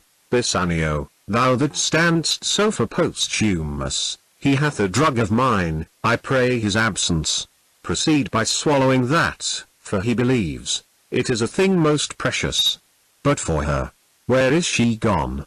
Haply, despair hath seized her, or, winged with fervour of her love, she's flown to her desired Posthumus. Gone she is, to death or to dishonour, and my end can make good use of either. She being down, I have the placing of the British crown. Re-enter Cloten. How now, my son, Cloten? 'Tis certain she is fled. Go in and cheer the king, he rages, none dare come about him. Queen, aside, all the better, may this night forestall him of the coming day. Exit. Cloten, I love and hate her, for she's fair and royal, and that she hath all courtly parts more exquisite than ladies, woman, from every one, the best she hath, and she, of all compounded, outsells them all. I love her therefore, but, disdaining me and throwing favours on the low Posthumus slanders so her judgment, that what's elsewhere is choked, and in that point, I will conclude to hate her, nay, indeed, to be revenged upon her. For when fools shall enter Pisanio, who is here? What, are you packing, sirrah? Come hither. Ah, you precious pander. Villain, where is thy lady? In a word, or else thou art straightway with the fiends. Pisanio, oh, good my lord, Cloten, where is thy lady? Or, by Jupiter, I will not ask again. Close villain, I'll have this secret from thy heart, or rip thy heart to find it. Is she with Posthumus? From whose so many weights of baseness cannot a dram of worth be drawn? Pisanio, alas, my lord, how can she be with him? When was she missed? He is in Rome. Cloten, where is she, sir? Come nearer, no further halting, satisfy me home what is become of her. Pisanio, oh, my all-worthy lord, Cloten, all-worthy villain, discover where thy mistress is at once. At the next word, no more of worthy lord. Speak, or thy silence on the instant is thy condemnation and thy death. Pisanio, then, sir, this paper is the history of my knowledge touching her flight. Presenting a letter, Cloten, let's set.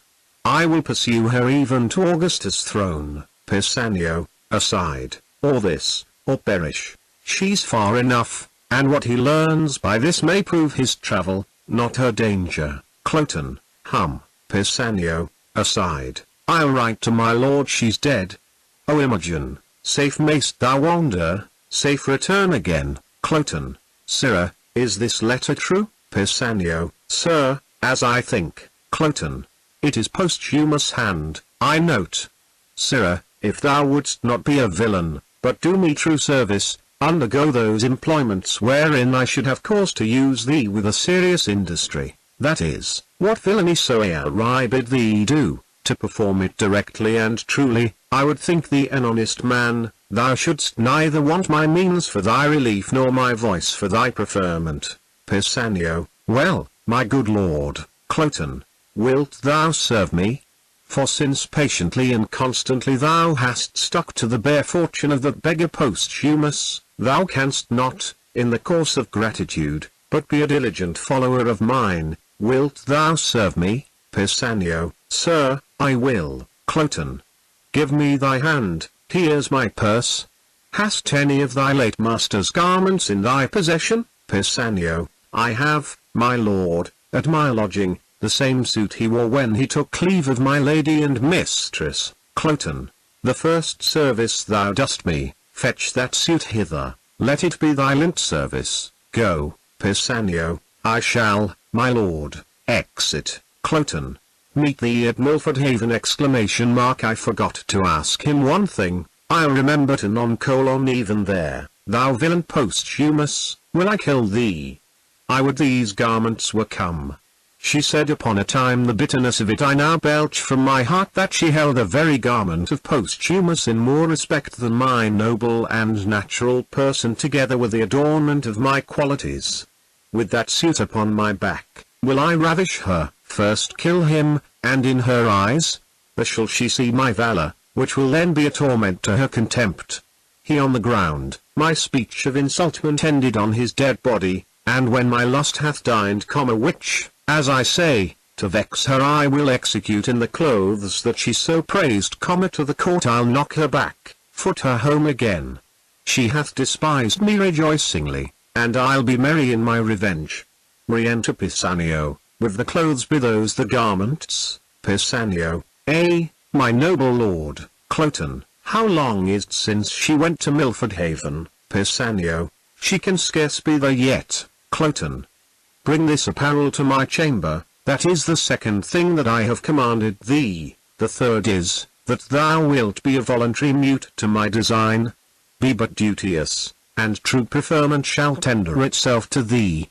My revenge is now at Milford, would I had wings to follow it. Come, and be true.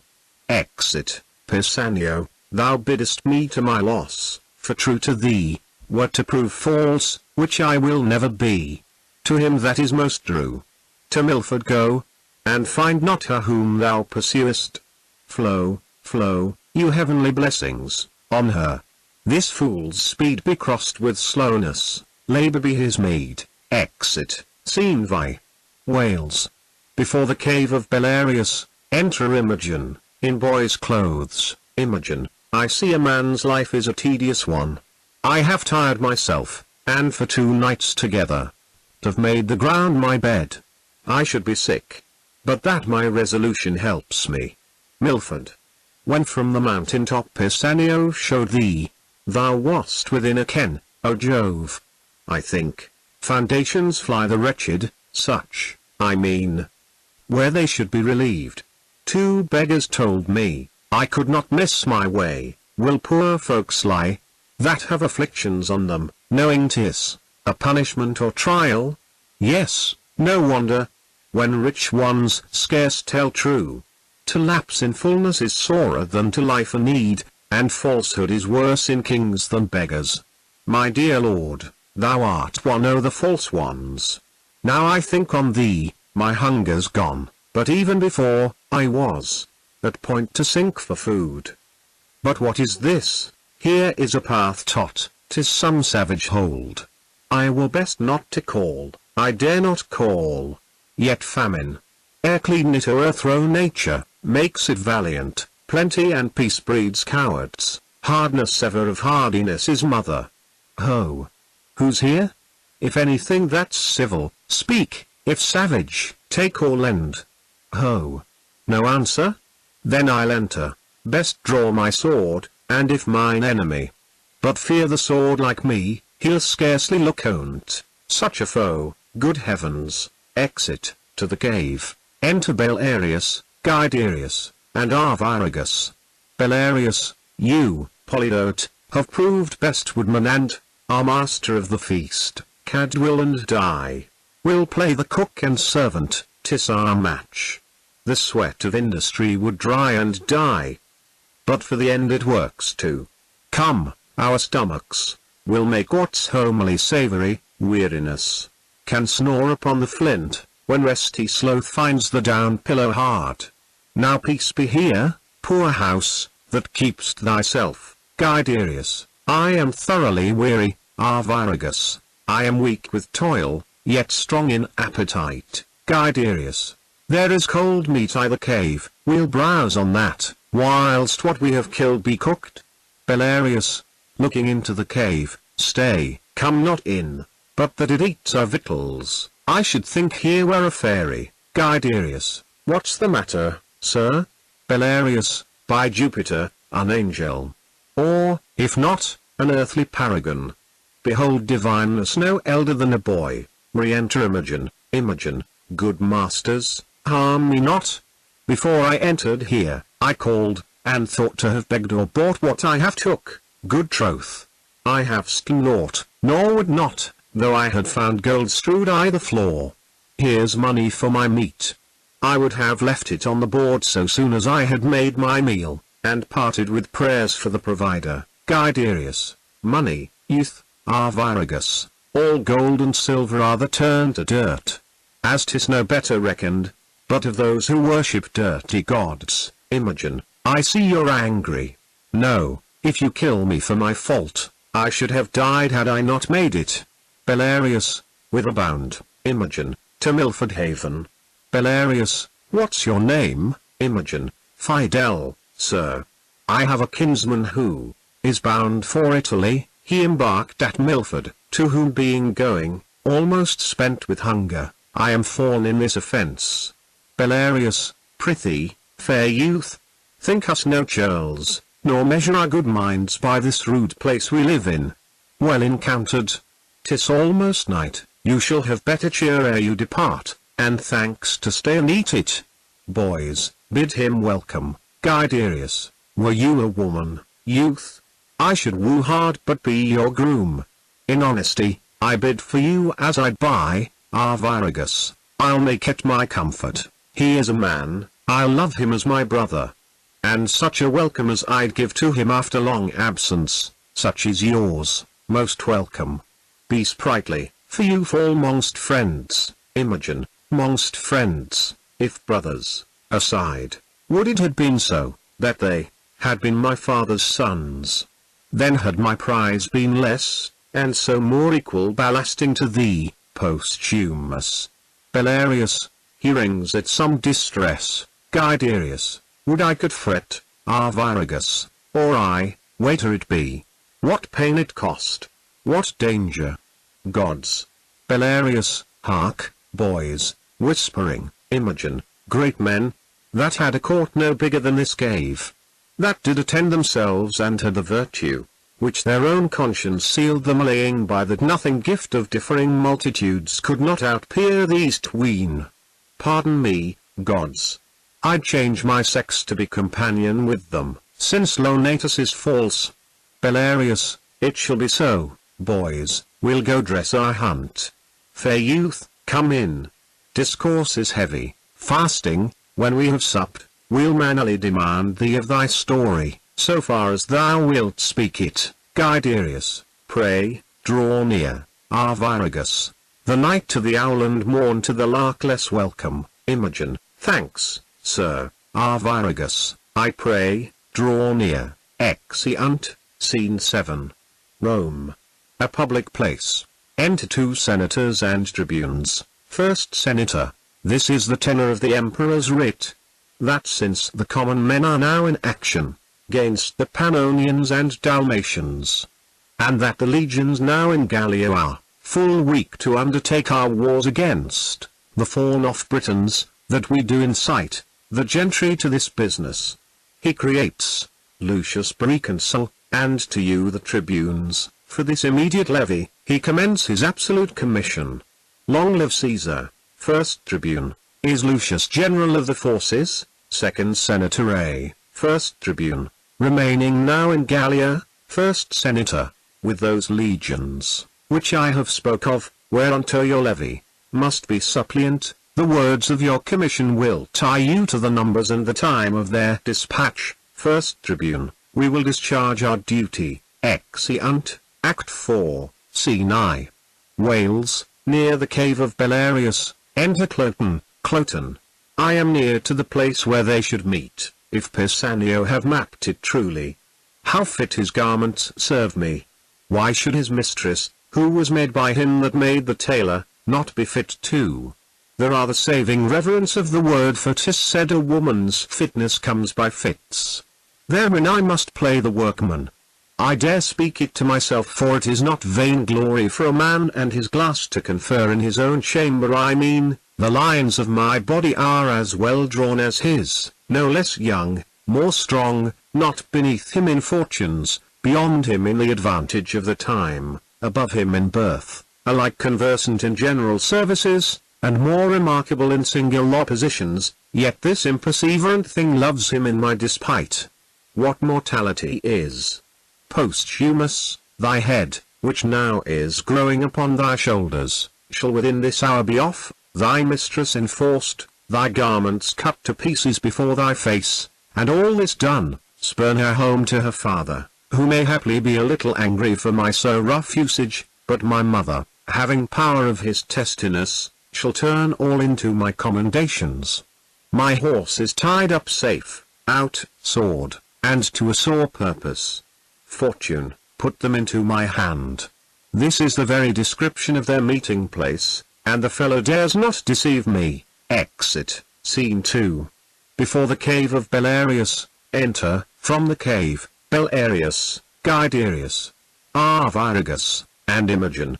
Belarius, to Imogen, you are not well, remain here in the cave, we'll come to you after hunting. Arviragus, to Imogen, brother, stay here, are we not brothers? Imogen, so man and man should be, but clay and clay differs in dignity, whose dust is both alike. I am very sick. Guiderius, go you to hunting, I'll abide with him. Imogen, so sick I am not, yet I am not well, but not so citizen a wanton as to seem to die ere sick, so please you, leave me. Stick to your journal course, the breach of custom is breach of all. I am ill, but your being by me cannot amend me. Society is no comfort to one not sociable. I am not very sick, since I can reason of it. Pray you, trust me here, I'll rob none but myself, and let me die, stealing so poorly. Guiderius, I love thee, I have spoke it. How much the quantity, the weight as much, as I do love my father. Belarius, what? How? How? Arviragus, if it be sin to say so, I yoke me, in my good brother's fault, I know not why, I love this youth, and I have heard you say, love's reasons without reason, the beer at door, and a demand who is shall die, I'd say, my father, not this youth.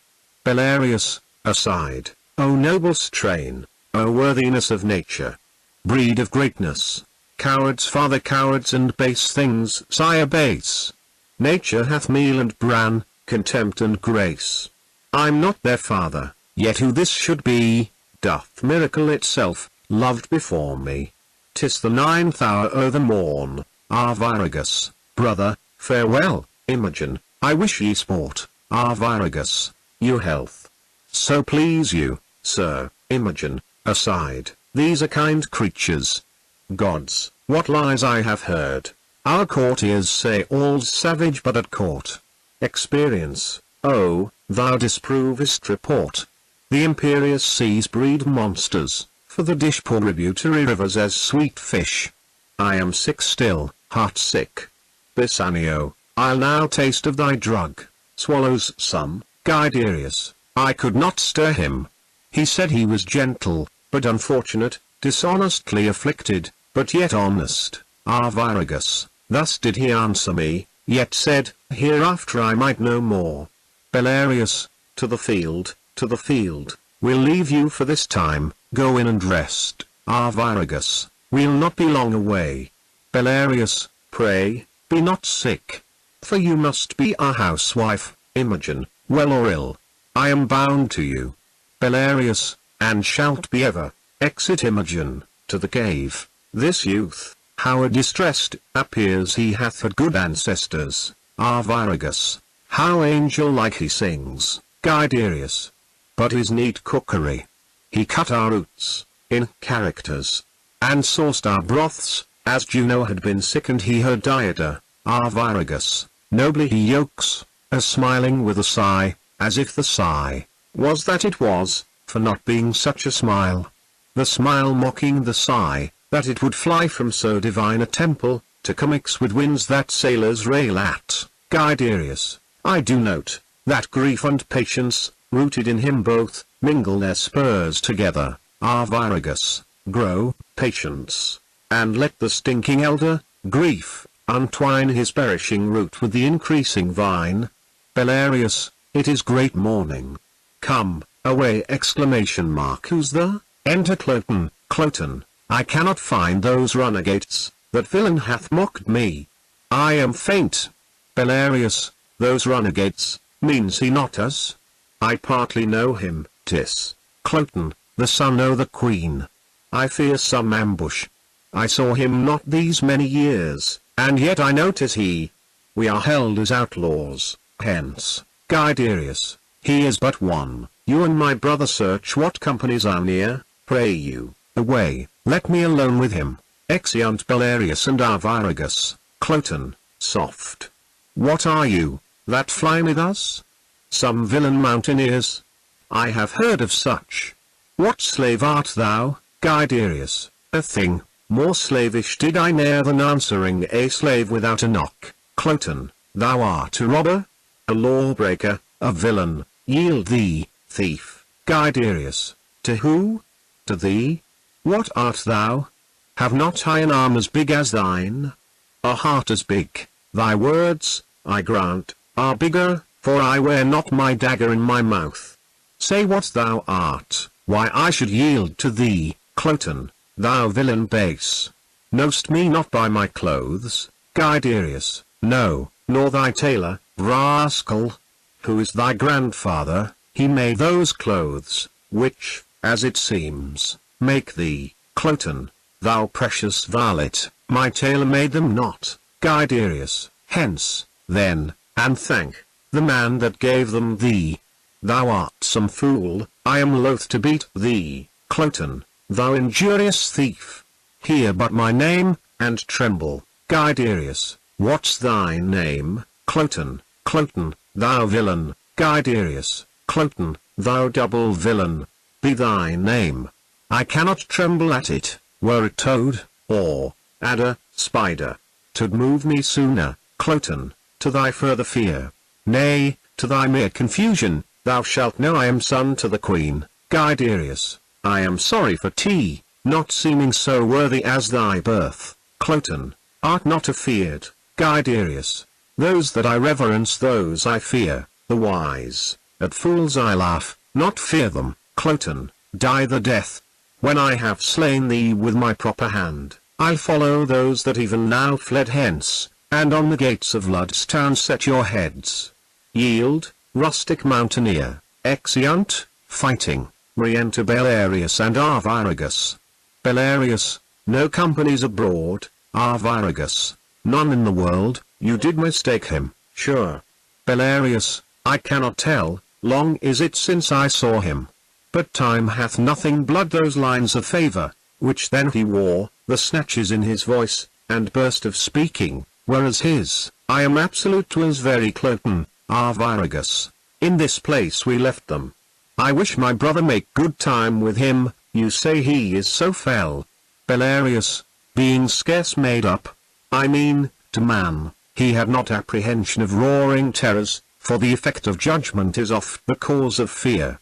But, see, thy brother, re-enter Guiderius, with Cloten's head. Guiderius, this Cloten was a fool, an empty purse. There was no money in't, not Hercules, could have knocked out his brains, for he had none, yet I not doing this, the fool had borne my head as I do his. Belarius, what hast thou done? Guiderius, I am perfect what, cut off one Cloten's head. Son to the queen, after his own report. Who called me traitor, mountaineer, and swore, with his own single hand held take us in. Displace our heads where thank the gods exclamation mark they grow, and set them on Lud's town. Belarius, we are all undone. Guiderius, why, worthy father, what have we to lose? But that he swore to take our lives? The law protects not us, then why should we be tender, to let an arrogant piece of flesh threat us? Play judge and executioner all himself, for we do fear the law? What company discover you abroad? Belarius, no single soul, can we set eye on, but in all safe reason, he must have some attendants. Though his humour was nothing but mutation, and that, from one bad thing to worse, not frenzy, not absolute madness could so far have raved, to bring him here alone, although perhaps, it may be heard at court that such as we, cave here, hunt here, are outlaws, and in time, may make some stronger head, the which he hearing as it is like him might break out, and swear, held fetch us in, yet is not probable, to come alone, either he so undertaking, or they so suffering, then on good ground we fear, if we do fear this body hath a tail more perilous than the head. Arviragus, let ordinance come as the gods foresay it, howsoever, my brother hath done well. Belarius, I had no mind to hunt this day, the boy Fidel's sickness did make my way long forth. Guiderius, with his own sword, which he did wave against my throat, I have ta'en his head from him, I'll throw it into the creek, behind our rock, and let it to the sea, and tell the fishes he's the queen's son, Cloten. That's all I reck. Exit. Belarius, I fear 'twill be revenged. Would, Polydot, thou hadst not done it. Though valour becomes thee well enough, Arviragus, would I had done it, so the revenge alone pursued me. Polydor, I love thee brotherly, but envy much, thou hast robbed me of this deed. I would revenges, that possible strength might meet, would seek us through, and put us to our answer. Belarius, well, 'tis done. We'll hunt no more today, nor seek for danger, where there's no profit. I prithee, to our rock. You and Fidel play the cooks, I'll stay till hasty Polydot return, and bring him to dinner presently. Arviragus, poor sick Fidel, I'll wearingly to him, to gain his colour ill'd letter perish of such Cloten's blood, and praise myself for charity. Exit. Belarius, O thou goddess, thou divine nature, how thyself thou blazon'st, in these two princely boys. They are as gentle, as zephyrs blowing below the violet, not wagging his sweet head, and yet as rough. Their royal blood enchift, as the rudest wind, that by the top doth take the mountain pine, and make him stoop to the vale. 'Tis wonder, that an invisible instinct should frame them, to royalty unlearned, honor untaught, civility not seen from mother, valor, that wildly grows in them, but yields a crop, as if it had been sowed. Yet still it's strange what Cloten's being here to us portends, or what his death will bring us. Re-enter Guiderius. Guiderius, where's my brother? I have sent Cloten's clotpole down the stream, in embassy to his mother, his body's hostage for his return. Solemn music. Belarius, my ingenious instrument, hark, Polydore, it sounds. But what occasion hath Cadwal now to give it motion? Hark, Guiderius, is he at home? Belarius, he went hence even now. Guiderius, what does he mean? Since death of my dearest mother, it did not speak before. All solemn things should answer solemn accidents. The matter? Triumphs for nothing and lamenting toys is jollity for apes and grief for boys. Is Cadwal med? Belarius, look, here he comes, and brings the dire occasion in his arms of what we blame him for.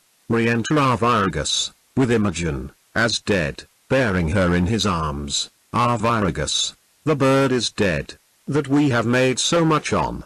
I had rather have skipped from 16 years of age to 60, to have turned my leaping time into a crutch, than have seen this. Guiderius, O sweetest, fairest lily, my brother wears thee not the one half so well as when thou grewst thyself. Belarius, O melancholy, whoever yet could sound thy bottom? Find the ooze, to show what coast thy sluggish crow might easiliest harbour in? Thou blessed thing!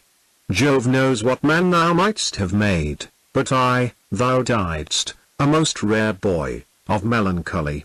How found you him, Arviragus? Stark, as you see, thus smiling, as some fly had tickled slumber, not as death start, being laughed at, his right cheek reposing on a cushion. Guiderius where, Arviragus, O the floor. His arms thus leagued, I thought he slept, and put my clouted brogues from off my feet, whose rudeness answered my steps too loud. Guiderius, why, he but sleeps. If he be gone, he'll make his grave a bed, with female fairies will his tomb be haunted, and worms will not come to thee, Arviragus, with fairest flowers, whilst summer lasts and I live here. Fidel, I'll sweeten thy sad grave, thou shalt not lack the flower that's like thy face, pale primrose, nor the azured harebell, like thy veins, no, nor the leaf of eglantine, whom not to slander, outsweeten not thy breath, the ruddock wood. With charitable bill, O bill, sore shaming those rich left heirs that let their fathers lie without a monument! Bring thee all this, yea, and furred moss besides, when flowers are none, to windy ground thy course. Guiderius, prithee, have done, and do not play in wench-like words with that, which is so serious. Let us bury him, and not protract with admiration what is now due debt.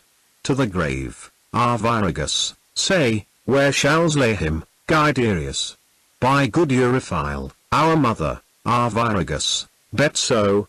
And let us, Polydore, though now our voices have got the mannish crack, sing him to the ground, as once our mother. Use like note and words, save that Euryphile must be Fidel. Guiderius, Cadwal, I cannot sing, I'll weep, and word it with thee. For notes of sorrow out of tune are worse than priests and fanes that lie. Arviragus, we'll speak it, then.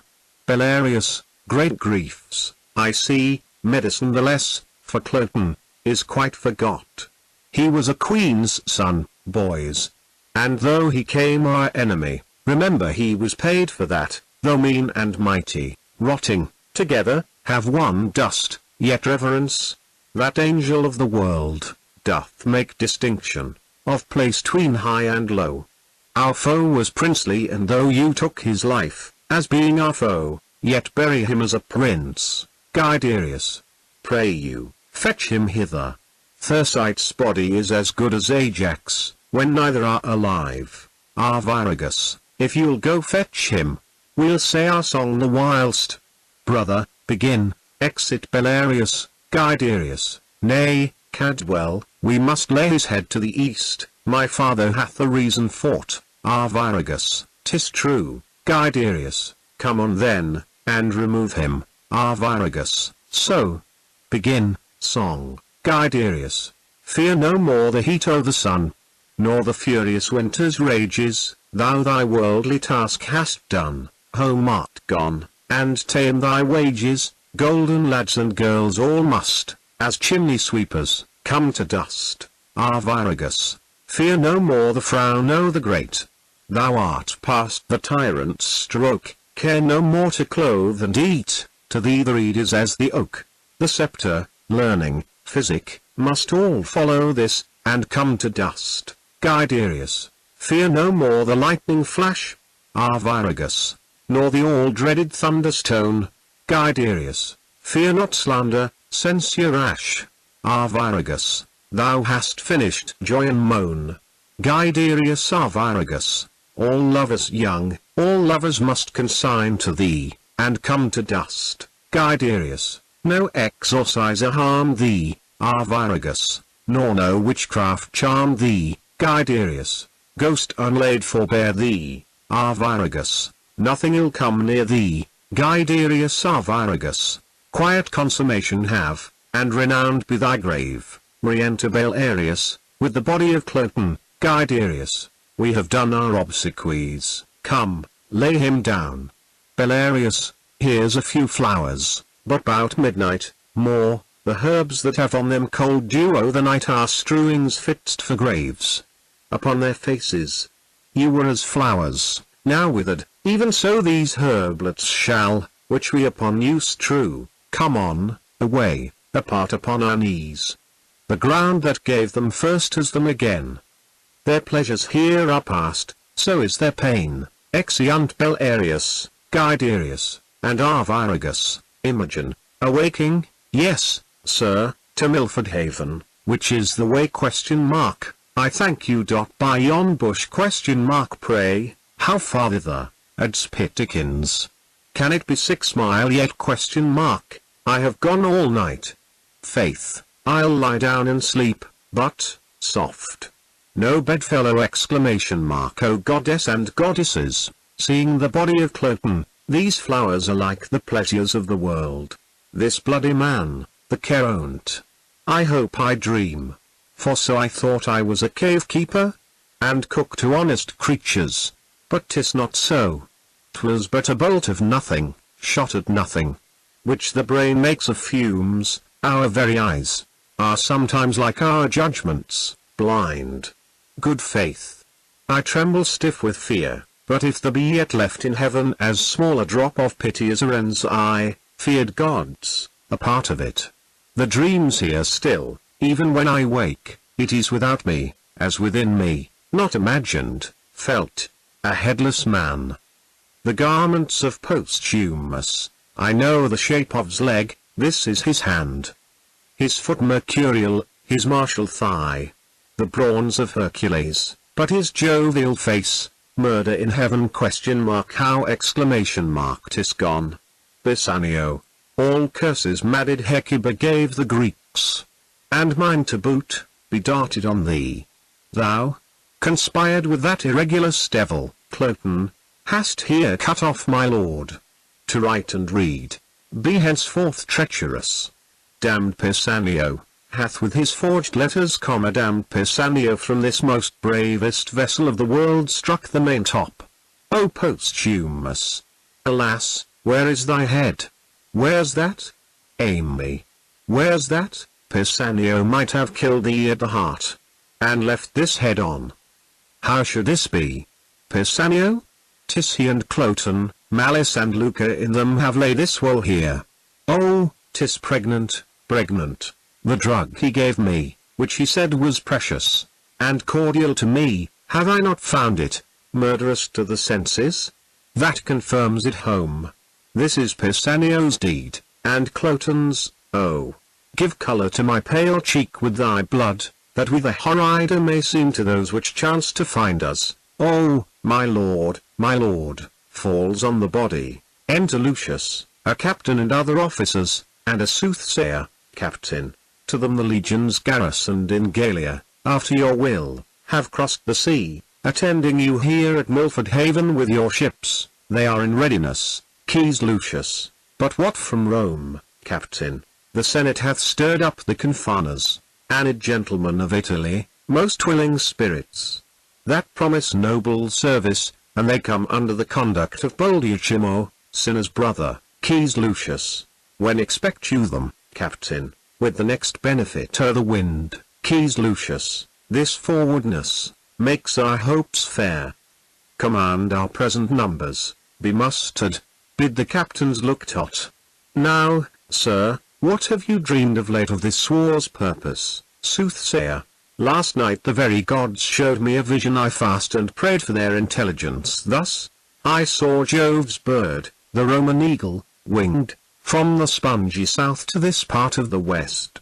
The vanished in the sunbeams, which portends unless my sins abuse my divination success to the Roman host. Quaes Lucius, dream often so, and never false. Soft, ho! What trunk is here without his top? The ruin speaks that sometime it was a worthy building. How? A page, or dead, or sleeping on him?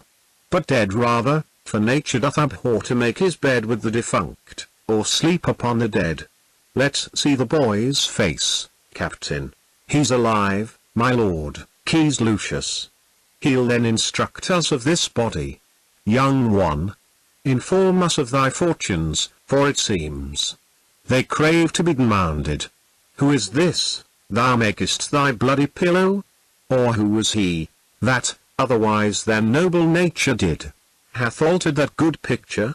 What's thy interest in this sad wreck? How came it? Who is it? What art thou, Imogen? I am nothing, or if not, nothing to be were better. This was my master, a very valiant Briton and a good, that here by mountaineers lies slain.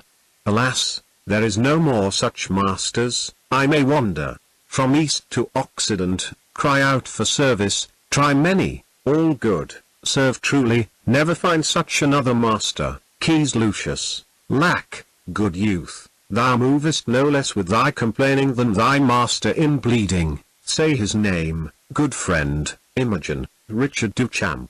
Aside, if I do lie and do no harm by it, though the gods hear, I hope they'll pardon it. Say you, sir, Quaes Lucius, thy name, Imogen? Fidel, sir, Quaes Lucius, thou dost approve thyself the very same.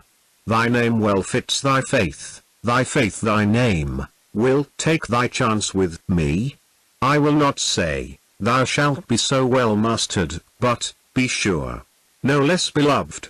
The Roman emperor's letters, sent by a consul to me, should not sooner than thine own worth prefer thee. Go with me, Imogen. I'll follow, sir.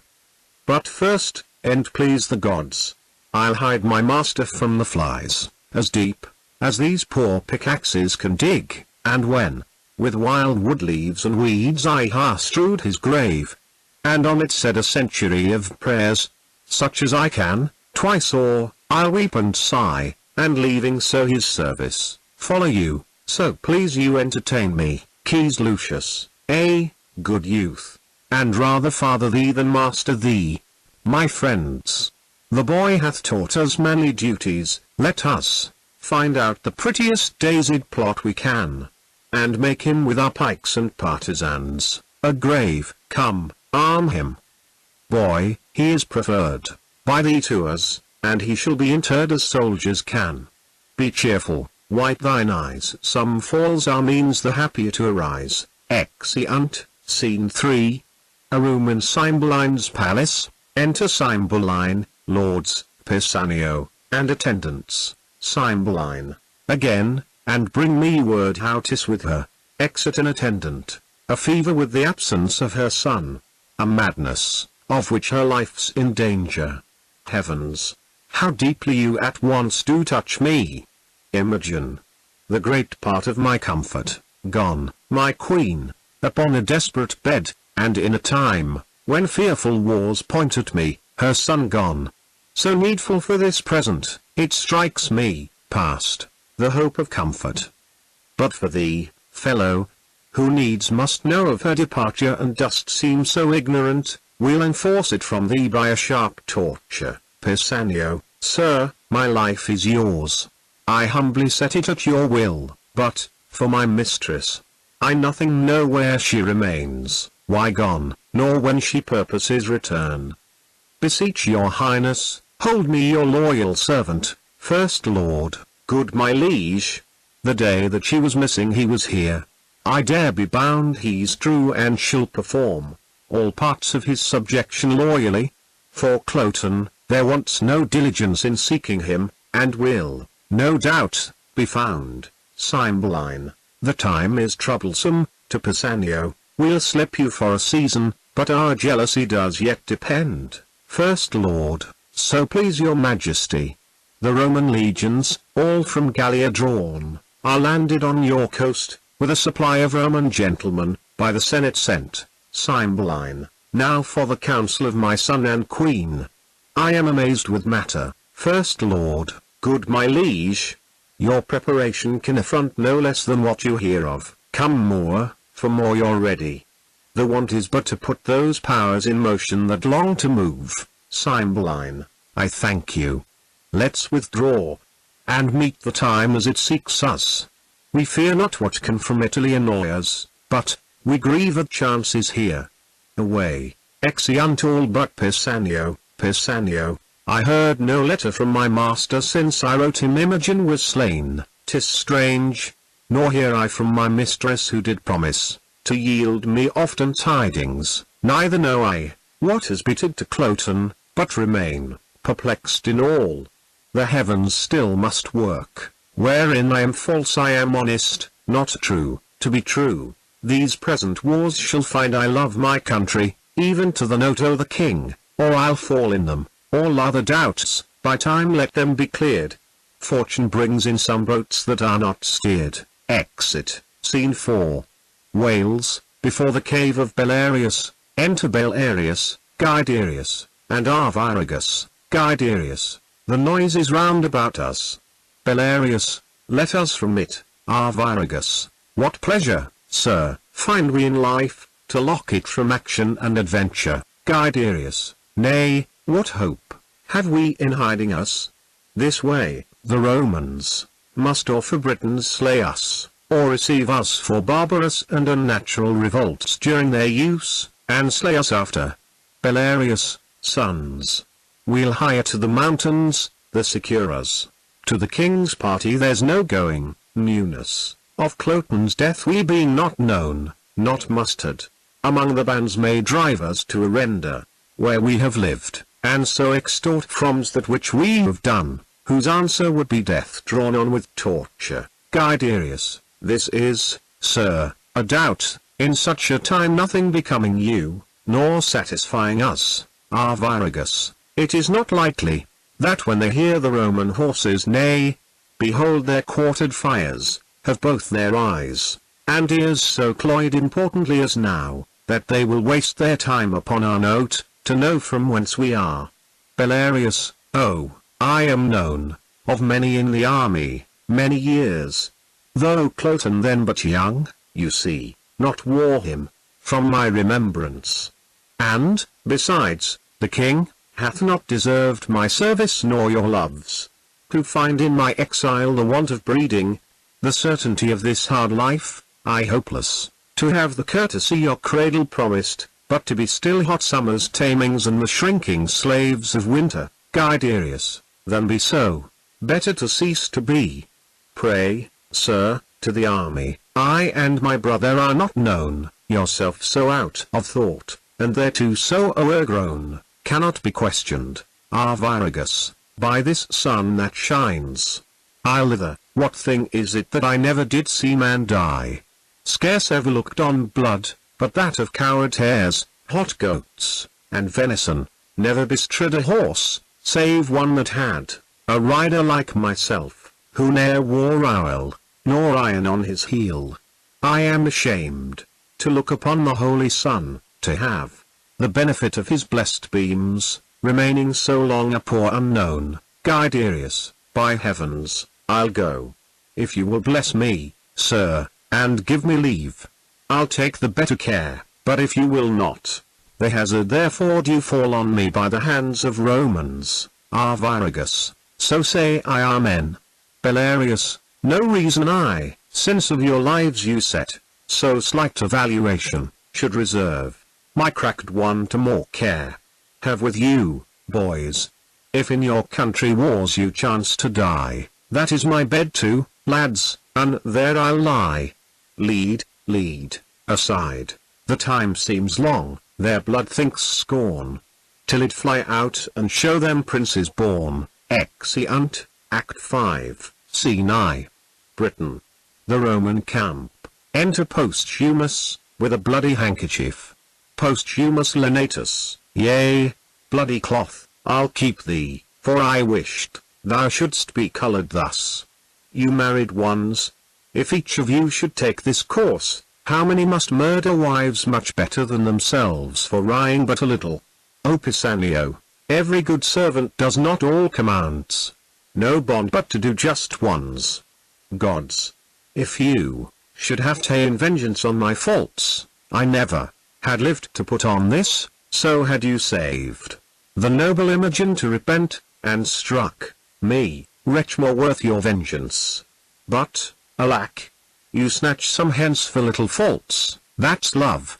To have them fall no more, you some permit to second ills with ills, each elder worse, and make them dread it, to the doer's thrift. But Imogen is your own, do your best wills, and make me blessed to obey.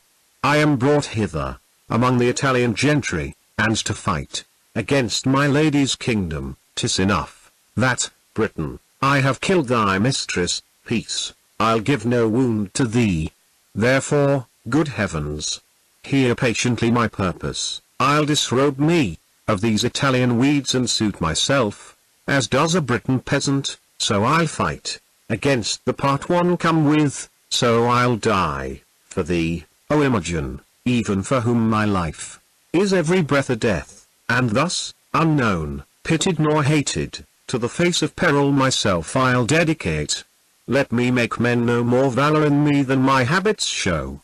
Gods, put the strength o' the lonety in me, to shame the guise o' the world. I will begin the fashion, less without and more within. Exit, Scene 2.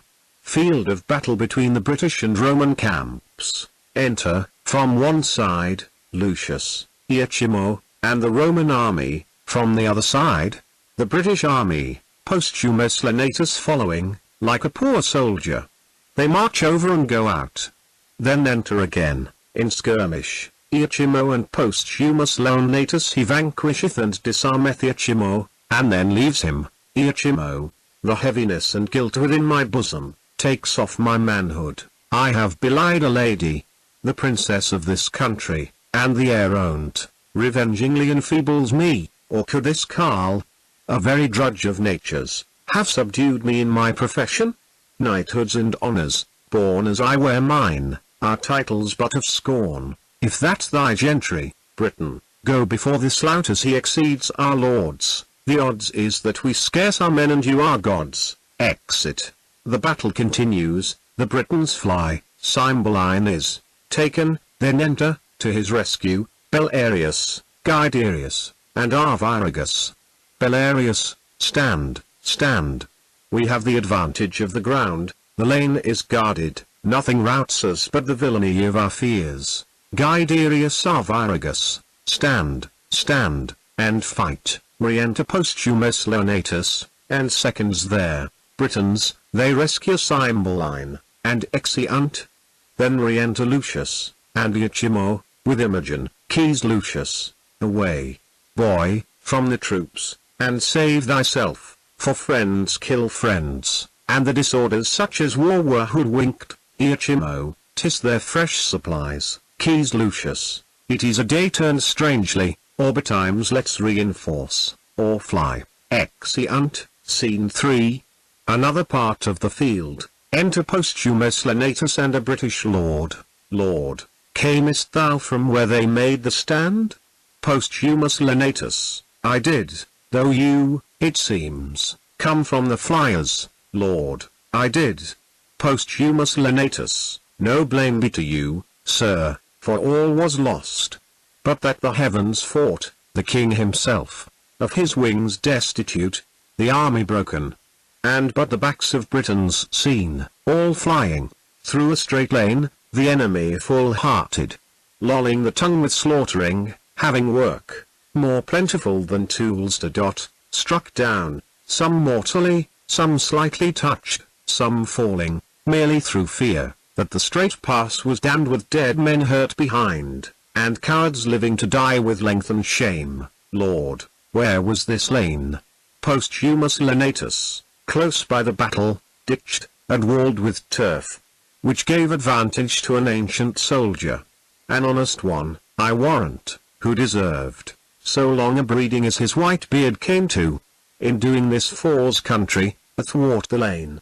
He, with 2 striplings lads more like to run the country base than to commit such slaughter, with faces fit for masks, or rather fairer than those for preservation cased, or shame made good the passage, cried to those that fled, our Britain's hearts die flying, not our men. To darkness fleet souls that fly backwards. Stand. Or we are Romans and will give you that, like beasts which you shun beastly, and may save. But to look back in frown, stand, stand, these 3,000 confident, in act as many for 3 performers are the file when all, the rest do nothing with this word stand, stand. Accommodated by the place, more charming, with their own nobleness, which could have turned a distaff to a lance. Gilded pale looks, part shame, part spirit renewed, that some turned coward. But by example a sin in war. Damned in the first beginner's exclamation mark and to look, the way that they did, and to grin like lions, upon the pike so the hunters. Then began, a stop by the chaser, a retire, anon, a rout, confusion thick, forthwith they fly, chickens, the way which they stooped eagles, slaves, the strides they victors made, and now are cowards, like fragments in hard voyages, became, the life o' the need, having found the back door open of the unguarded hearts, heavens, how they wound, some slain before, some dying, some their friends or bore neither former wave, 10, chased by one, are now each one the slaughter man of 20, those that would die or e'er resist are grown the mortal bugs o' the field. Lord, this was strange chance, a narrow lane, an old man, and 2 boys. Posthumus Lenatus, nay, do not wonder at it, you are made, rather to wonder at the things you hear, than to work any. Will you rhyme up on't, and vent it for a mockery? Here is 1, 2 boys, an old man twice a boy, our lane, preserved the Britons, was the Romans' bane. Lord, nay, be not angry, sir. Posthumus Lenatus, lack, to what end? Who dares not stand his foe, I'll be his friend, for if he'll do as he is made to do, I know he'll quickly fly my friendship too. You have put me into rhyme. Lord, farewell, you're angry. Posthumus Lenatus, still going? Exit Lord, this is a lord. O noble misery, to be i' the field, and ask what news of me, today how many would have given their honours, to have saved their carcasses, took heel to dot, and yet died too. I, in mine own woe charmed, could not find death where I did hear him groan, nor feel him where he struck, being an ugly monster. 'Tis strange he hides him in fresh cups, soft beds, sweet words, or hath more ministers than we, that draw his knives i' the war. Well, I will find him, for being now favourite of the Briton. No more a Briton, I have resumed again, the part one came in, fight I will no more. But yield me to the veriest hind that shall once touch my shoulder. Great the slaughter is, here made by the Roman, great the answer be, Britons must take, for me, my ransom's death. On either side I come to spend my breath, which neither here I'll keep nor bear again, but end it by some means for Imogen. Enter 2 British captains and soldiers. First captain, great Jupiter be praised. Lucius is taken, 'tis thought the old man and his sons were angels. Second captain, there was a 4th man, in a silly habit, that gave the affront with them. First captain, so 'tis reported, but none of them can be found. Stand. Who's there? Posthumus Lenatus, a Roman, who had not now been drooping here, if seconds had answered him. Second captain, lay hands on him, a dog, a leg of Rome shall not return to tell what crows have pecked them here. He brags his service, as if he were of note. Bring him to the king. Enter Cymbeline, Belarius, Guiderius, Arviragus, Pisanio, soldiers, attendants, and Roman captives. The captains present Posthumus Leonatus to Cymbeline, who delivers him over to a jailer. Then Exeantomnes, scene 4. A British prison. Enter Posthumus Leonatus and 2 jailers. First jailer, you shall not now be ston, you have locks upon you, so graze as you find pasture. Second jailer, or a stomach. Exeunt jailers. Posthumus Leonatus, most welcome, bondage. For thou art away, think, to liberty, yet am I better than one that's sick o' the gout, since he had rather grown so in perpetuity than be cured by the sure physician, death, who is the key to unbar these locks. My conscience, thou art fettered, more than my shanks and wrists, you good gods. Give me the penitent instrument to pick that bolt, then, free for ever. Is't enough I am sorry? So children temporal fathers do appease. Gods are more full of mercy. Must I repent? I cannot do it better than in gyves. Desired more than constrained, to satisfy, if of my freedom 'tis the main part, take no stricter render of me than my all. I know you are more clement than vile men, who of their broken debtors take a third, a 6th, a 10th, letting them thrive again on their abatement. That's not my desire, for Imogen's dear life take mine, and though 'tis not so dear, yet 'tis a life. You coined it, 'tween man and man they weigh not every stamp, though light, take pieces for the figure's sake. You rather mine, being yours, and so, great powers, if you will take this audit, take this life, and cancel these cold bonds. O Imogen, I'll speak to thee in silence. Sleeps, solemn music. Enter, as in an apparition, Caecilius Leonatus, father to Posthumus Leonatus, an old man, attired like a warrior, leading in his hand an ancient matron, his wife, and mother to Posthumus Leonatus, with music before them. Then, after other music, follow the 2 young Leonati, brothers to Posthumus Leonatus, with wounds as they died in the wars. They circle Posthumus Leonatus round, as he lies sleeping. Caecilius Leonatus, no more, thou thunder master, show thy spite on mortal flies. With Mars fall out, with Juno chide, that thy adulteries rates and revenges, hath my poor boy done naught but well, whose face I never saw. I died whilst in the womb he stayed attending nature's law. Whose father then, as men report, thou often's father art.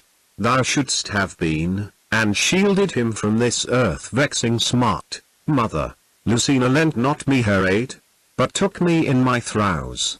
That from me was Posthumus ripped, came crying mongst his foes, a thing of pity. Caecilius Leonatus, great nature, like his ancestry, moulded the stuff so fair, that he deserved the praise o' the world, as great Caecilius first brother, when once he was mature for man.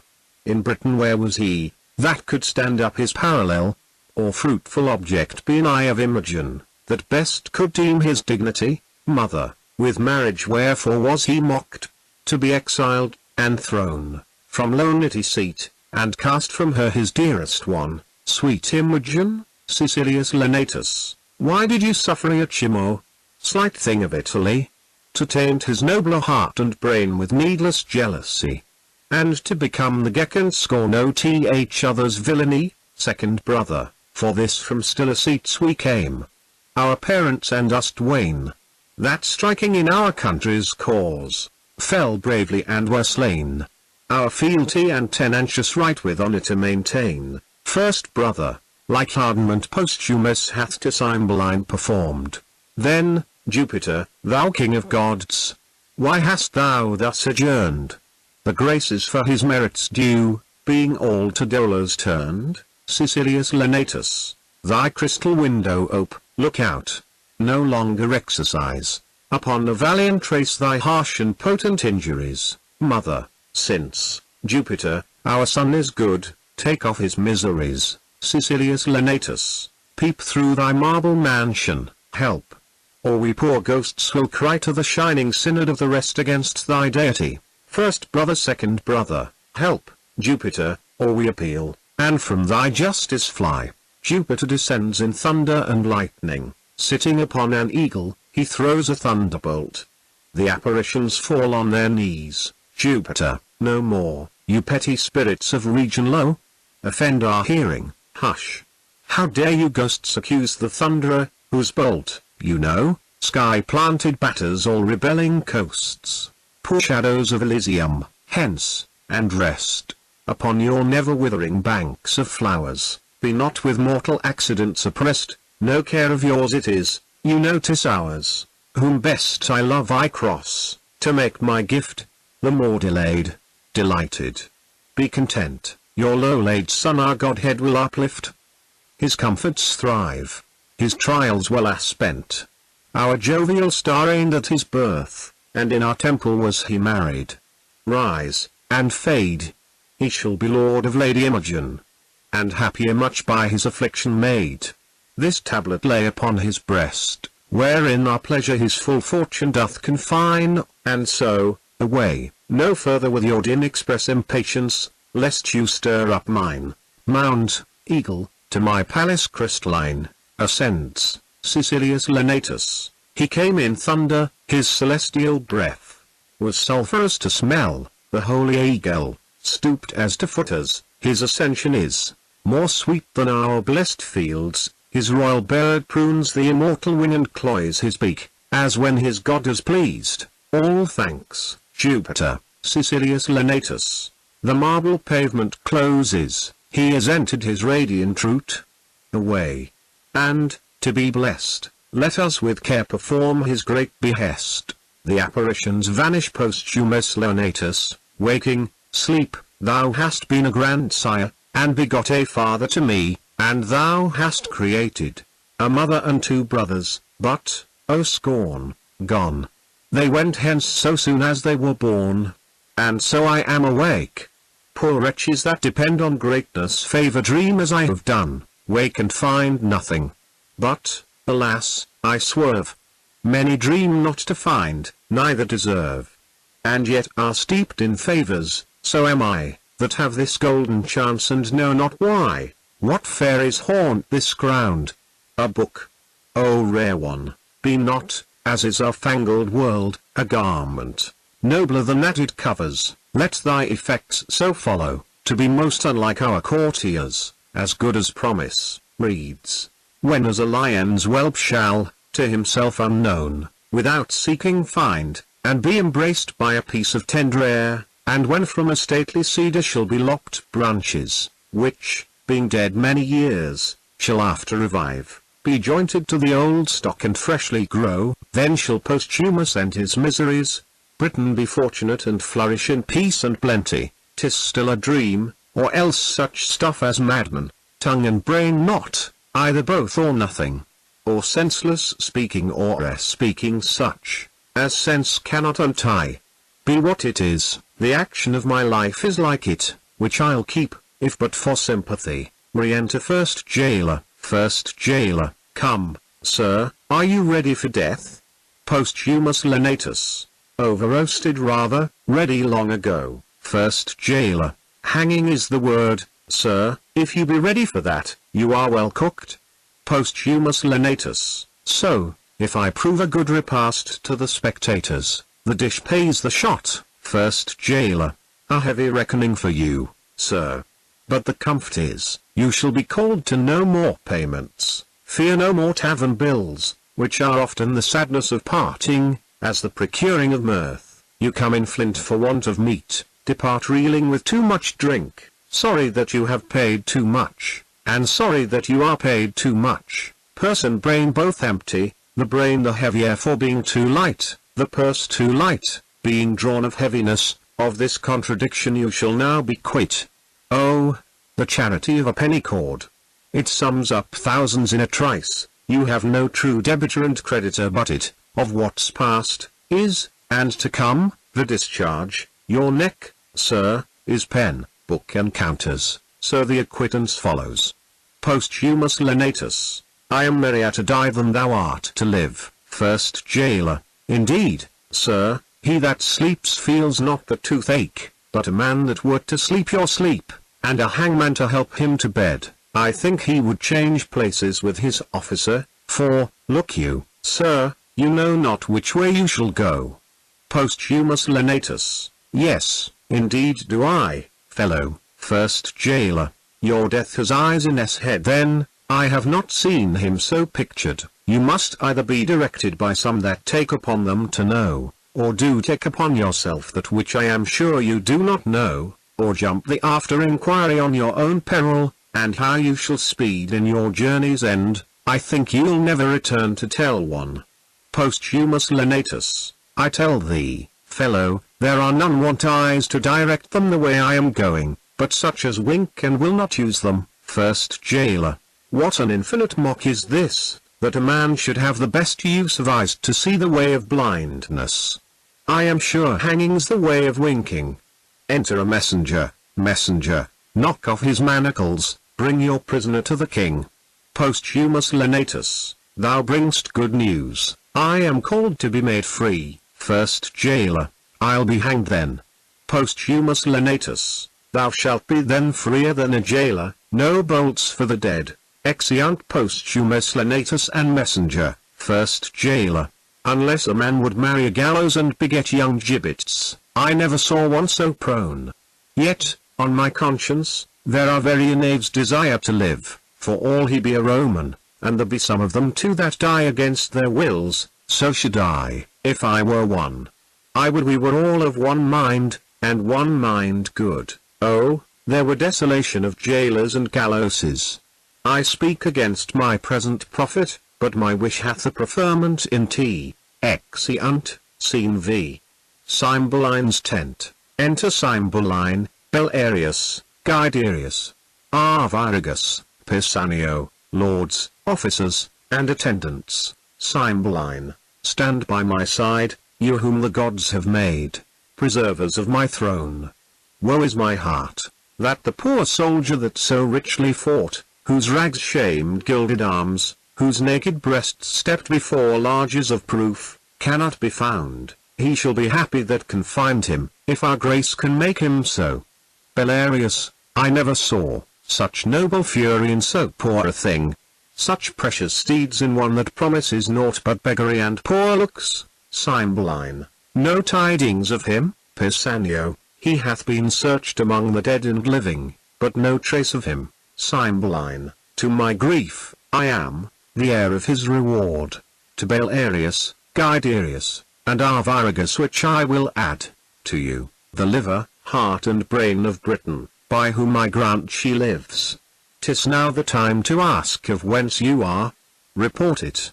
Belarius, sir, in Cambria are we born, and gentlemen, further to boast were neither true nor modest, unless I add, we are honest. Cymbeline, bow your knees, arise my knight, so the battle, I create you companions to our person and will fit you with dignities becoming your estates. Enter Cornelius and ladies, there's business in these faces. why so sadly greet you our victory? You look like Romans, and not o' the court of Britain. Cornelius, hail, great king!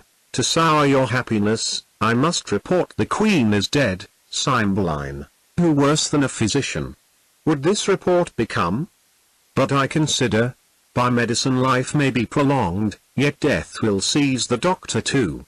How ended she, Cornelius? With horror, madly dying, like her life, which, being cruel to the world, concluded, most cruel to herself.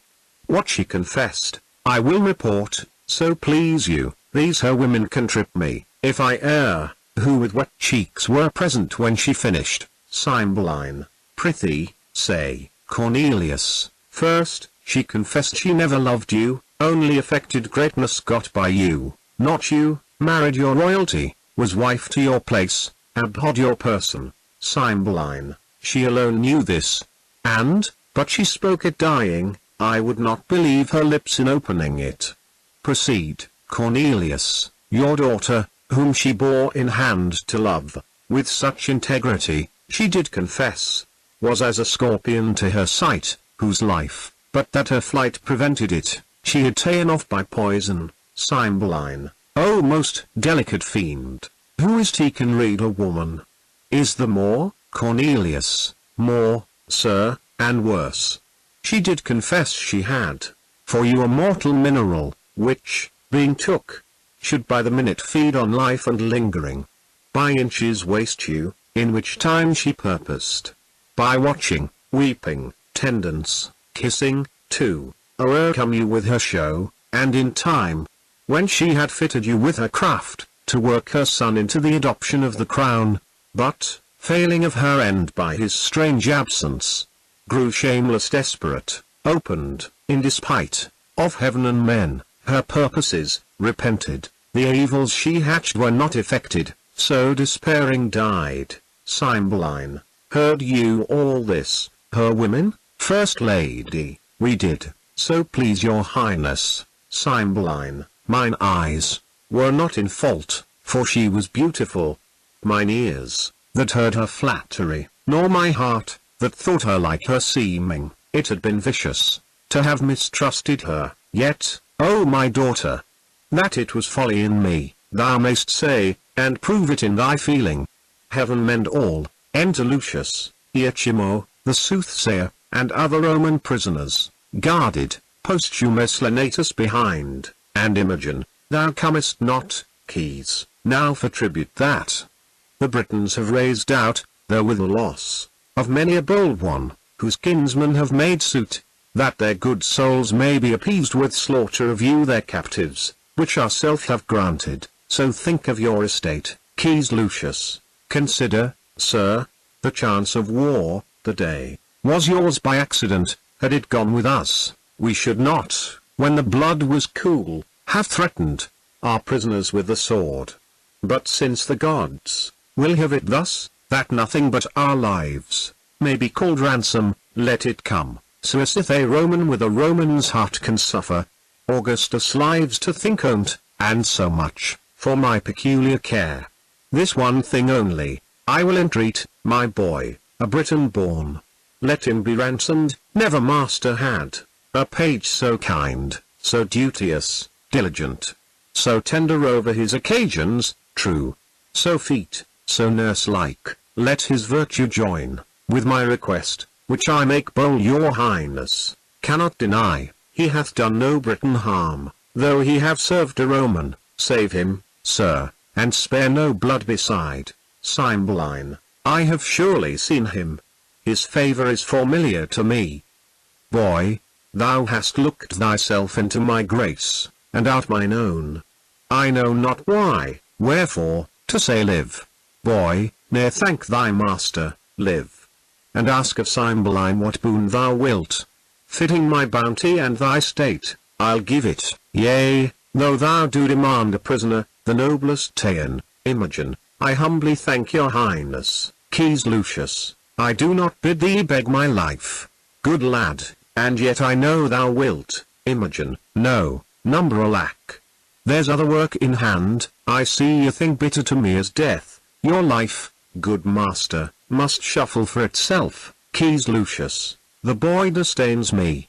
He leaves me, scorns me, briefly die their joys that place them on the truth of girls and boys.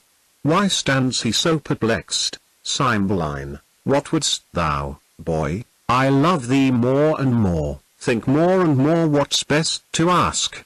Know'st him thou look'st on? Speak, wilt of him live? Is he thy kin? Thy friend? Imogen, he is a Roman, no more kin to me, than I to your highness, who, being born your vassal, am something nearer. Cymbeline, wherefore I est him so. Imogen, I'll tell you, sir, in private, if you please to give me hearing. Cymbeline, with all my heart, and lend my best attention. What's thy name? Imogen, Fidel, sir. Cymbeline, thou right my good youth, my page. I'll be thy master, walk with me, speak freely. Cymbeline and Imogen converse apart. Belarius, is not this boy revived from death? Arviragus, once and another, not more resembles that sweet rosy lad who died, and was Fidel. What think you, Guiderius, the same dead thing alive? Belarius, peace, peace. See further, he eyes us not, forbear, creatures may be alike, were he, I am sure he would have spoke to us, Guiderius, but we saw him dead. Belarius, be silent, let's see further. Pisanio, aside, it is my mistress. Since she is living, let the time run on to good or bad. Cymbeline and Imogen come forward. Cymbeline, come, stand thou by our side, make thy demand aloud, to Iachimo, sir, step you forth. Give answer to this boy, and do it freely, or, by our greatness and the grace of it, which is our honor, bitter torture shall, we know the truth from falsehood. On, speak to him, Imogen, my boon is, that this gentleman may render of whom he had this ring. Posthumous Lenatus, aside, what's that to him? Cymbeline, that diamond upon your finger, say how came it yours? Iachimo, thou'lt torture me to leave unspoken that which, to be spoke, would torture thee. Cymbeline, how? Me, Iachimo, I am glad to be constrained to utter that, which torments me to conceal. By villainy, I got this ring, 'twas Lenatus' jewel, whom thou didst banish, and which more may grieve thee, as it doth me a nobler sir ne'er lived. Twixt sky and ground, wilt thou hear more, my lord? Cymbeline, all that belongs to this, Iachimo, that paragon, thy daughter, for whom my heart drops blood, and my false spirits quail to remember. Give me leave, I faint. Cymbeline, my daughter, what of her? Renew thy strength, I had rather thou shouldst live while nature will than I ere I hear more. Strive, man, and speak. Iachimo, upon a time, unhappy was the clock that struck the hour! It was in Rome, accursed, the mansion where! Was at a feast, woe, would our viands had been poisoned, or at least, those which I heaved to head! The good Posthumous, what should I say? He was too good to be, where ill men were, and was the best of all, amongst the rarest of good ones, sitting sadly, hearing us praise our loves of Italy, for beauty that made barren the swelled boast, of him that best could speak, for feature, laming the shrine of Venus, or straight-bite Minerva, postures beyond brief nature, for condition, a shop of all the qualities that man loves woman for, besides that hook of wiving, fairness which strikes the eye. Cymbeline, I stand on fire, come to the matter. Iachimo, all too soon I shall, unless thou wouldst grieve quickly. This Posthumous, most like a noble lord in love, and one that had a royal lover, took his hint, and, not dispraising whom we praised, therein, he was as calm as virtue. He began his mistress' picture, which by his tongue being made, and then a mind put in't, either our brags were cracked of kitchen trolls, or his description proved us unspeaking sots. Cymbeline, nay, nay, to the purpose. Iachimo, Your daughter's chastity there it begins. He spake of her, as Diane had hot dreams, and she alone were cold, whereat I, wretch, made scruple of his praise, and wagered with him pieces of gold gainst this which then he wore upon his honoured finger, to attain, in suit the place of's bed and win this ring, by hers and mine adultery. He, true knight, no lesser of her honour confident, than I did truly find her, stakes this ring, and would so, had it been a carbuncle, of Phoebus' wheel, and might so safely, had it, been all the worth of's car. Away to Britain, post I in this design, well may you, sir, remember me at court, where I was taught, of your chaste daughter the wide difference, twixt amorous and villainous. Being thus quenched, of hope, not longing, mine Italian brain gan in your duller Britain operate most vilely, for my vantage, excellent, and, to be brief, my practice so prevailed, that I returned with similar proof enough, to make the noble Leonatus mad, by wounding his belief in her renown, with tokens thus, and thus, averting notes, of chamber hanging, pictures, this her bracelet, O cunning, how I got it, nay, some marks, of secret on her person, that he could not but think her bond of chastity quite cracked, I having ta'en the forfeit.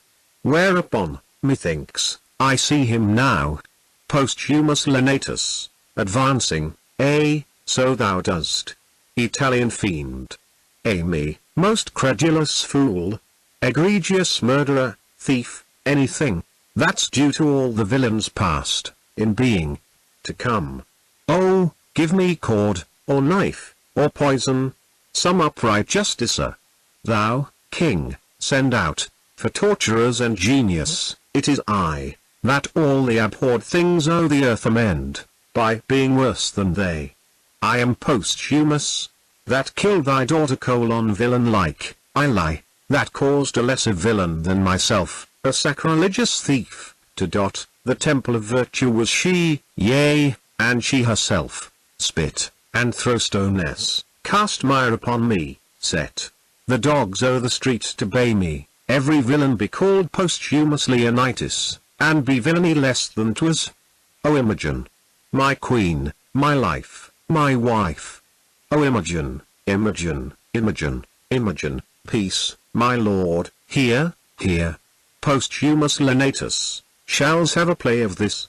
Thou scornful page, the lie thy part, striking her, she falls, Pisanio. Oh, gentlemen, help, mine and your mistress. Oh, my lord posthumous, you ne'er killed Imogen till now. Help, help, mine honoured lady, Cymbeline, does the world go round?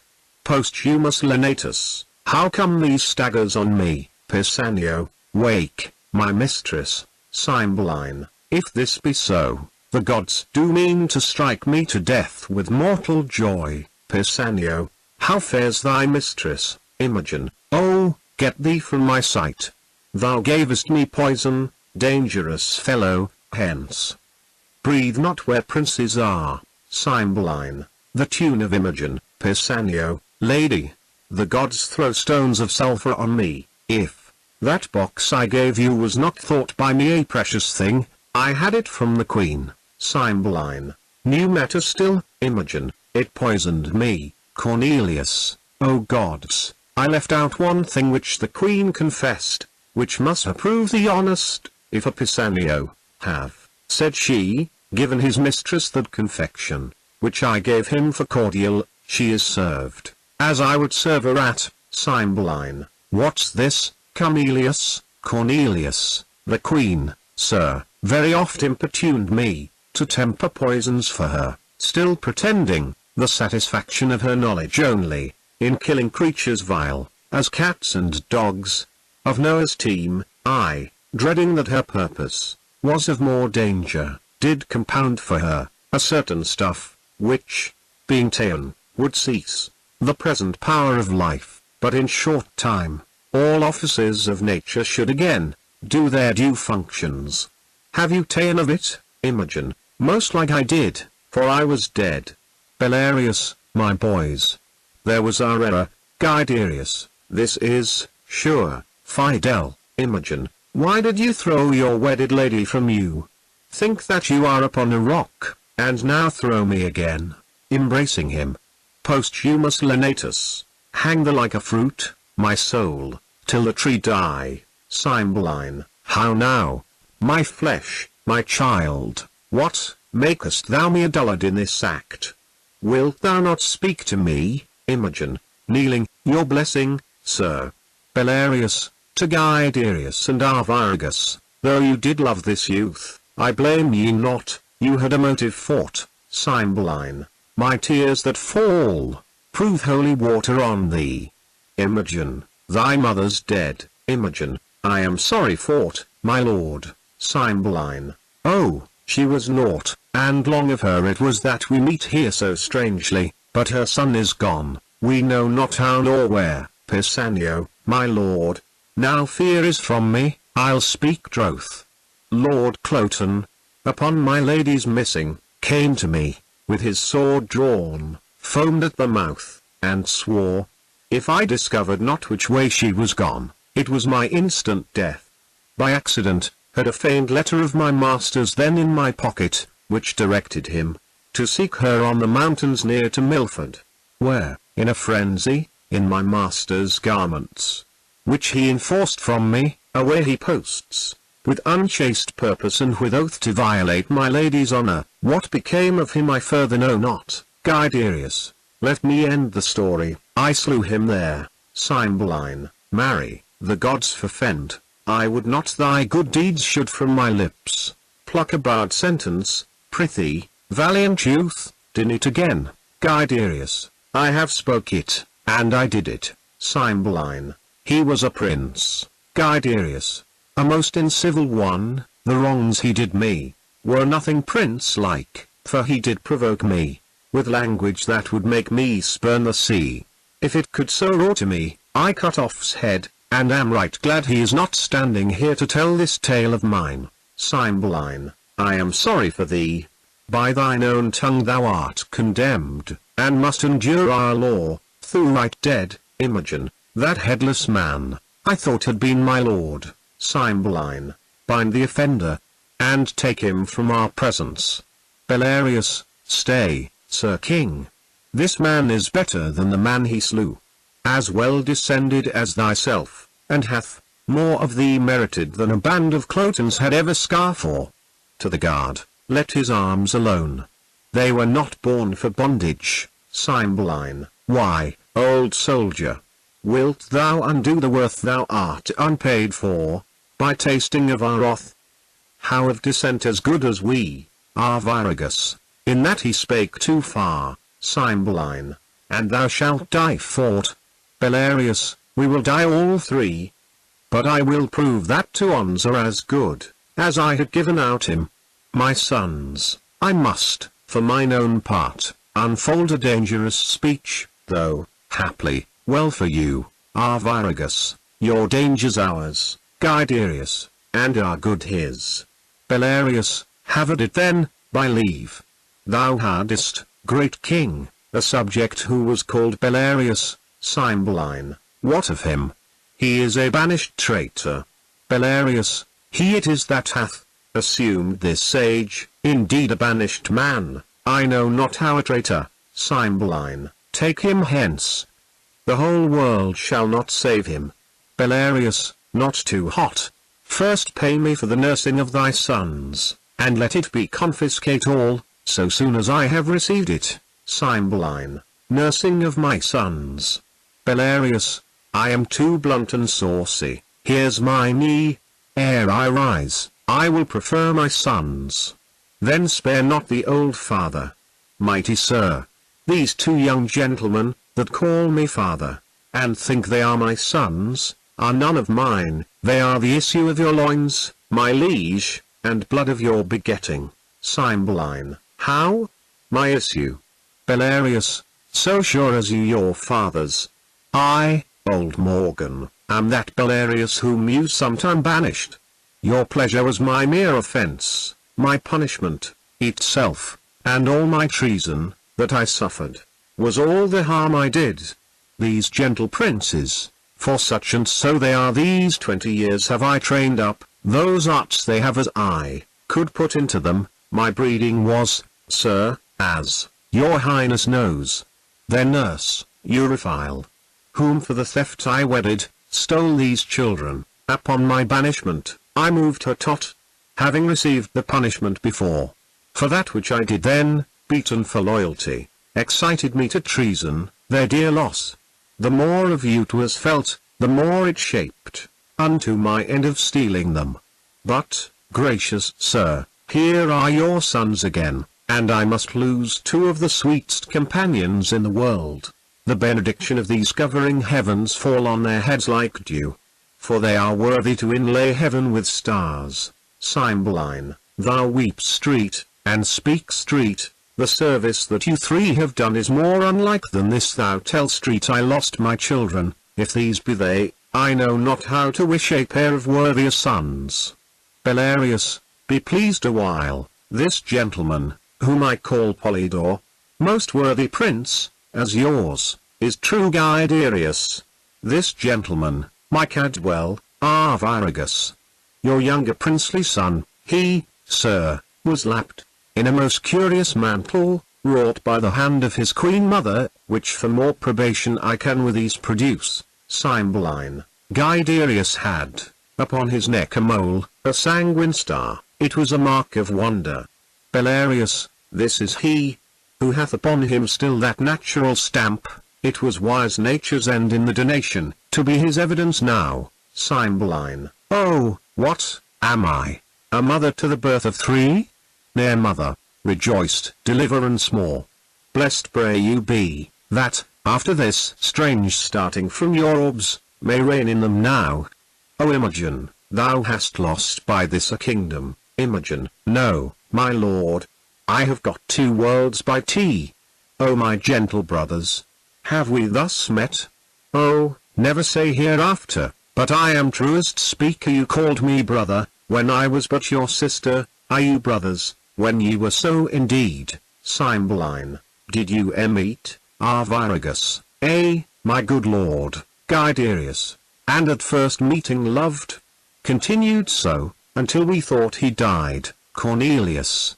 By the queen's drum she swallowed. Cymbeline, O rare instinct, when shall I hear all through? This fierce abridgment hath to its circumstantial branches, which distinction should be rich in. Where? How lived you? And when came you to serve our Roman captive? How parted with your brothers? How first met them? Why fled you from the court? And whither?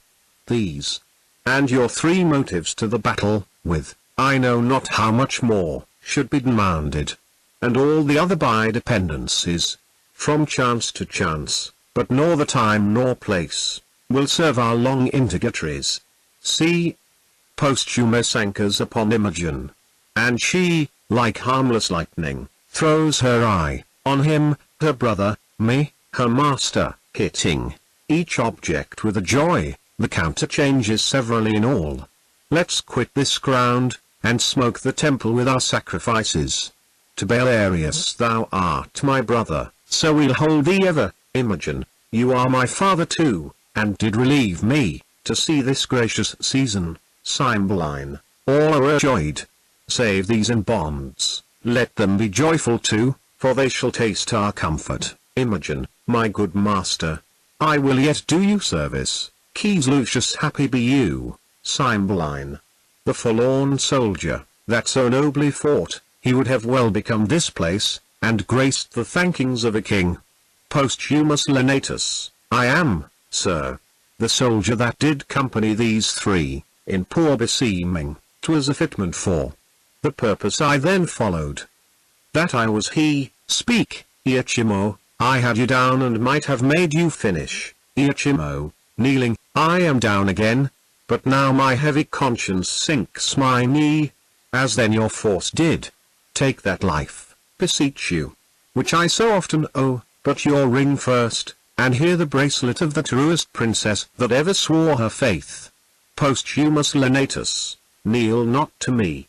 The power that I have on you is, to spare you, the malice towards you to forgive you, live, and deal with others better. Cymbeline, nobly doomed, we'll learn our freeness of a son-in-law, pardons the word to all. Arviragus, you help us, sir. As you did mean indeed to be our brother, joyed are we that you are. Posthumous Lenatus, your servant, princes. Good my lord of Rome, call forth your soothsayer. As I slept, methought, great Jupiter, upon his eagle-backed, appeared to me, with other sprightly shows, of mine own kindred. When I waked, I found this label on my bosom, whose containing is so from sense in hardness, that I can make no collection of it. Let him show his skill in the construction. Quis Lucius Philomenus, soothsayer, here, my good lord. Quis Lucius, read, and declare the meaning. Soothsayer, reads, when as a lion's whelp shall, to himself unknown, without seeking find, and be embraced by a piece of tender air, and when from a stately cedar shall be lopped branches, which, being dead many years, shall after revive, be jointed to the old stock, and freshly grow, then shall Posthumous end his miseries, Britain be fortunate and flourish in peace and plenty. Thou, Leonatus, art the lion's whelp. The fit and apartment construction of thy name, being Leonatus, doth import so much to Cymbeline, the piece of tender air, thy virtuous daughter, which we call Mollis air, and Mollis air, we term it Mulia, which Mulia I divine, is this most constant wife, who, even now, answering the letter of the oracle, unknown to you, unsought, were clipped about with this most tender air. Cymbeline, this hath some seeming, soothsayer, the lofty cedar, royal Cymbeline, personates thee, and thy lopped branches point thy two sons forth, who, by Belarius for many years thought dead, are now revived, to the majestic cedar joined, whose issue promises Britain peace and plenty. Cymbeline, well, my peace we will begin. And, Quis Lucius, although the victor, we submit to Caesar, and to the Roman Empire, promising to pay our wonted tribute, from the which we were dissuaded by our wicked queen, whom heavens, in justice, both on her and hers, have laid most heavy hand. Soothsayer, the fingers of the powers above do tune the harmony of this piece. The vision, which I made known to Lucius, ere the stroke of this yet scarce cold battle, at this instant, is full accomplished, for the Roman eagle, from south to west on wing soaring aloft, lessened herself, and in the beams o'er the sun, so vanished, which foreshowed our princely eagle, the imperial Caesar, should again unite his favor with the radiant Cymbeline, which shines here in the west. Cymbeline, Lord we the gods, and let our crooked smokes climb to their nostrils, from our blessed altars. Publish we this peace, to all our subjects. Set we forward, let a Roman and a British ensign wave, friendly together, so through Lud's town march, and in the temple of great Jupiter our peace will ratify, seal it with feasts, set on there. Never was a war did cease, ere bloody hands were washed, with such a peace. Exeunt.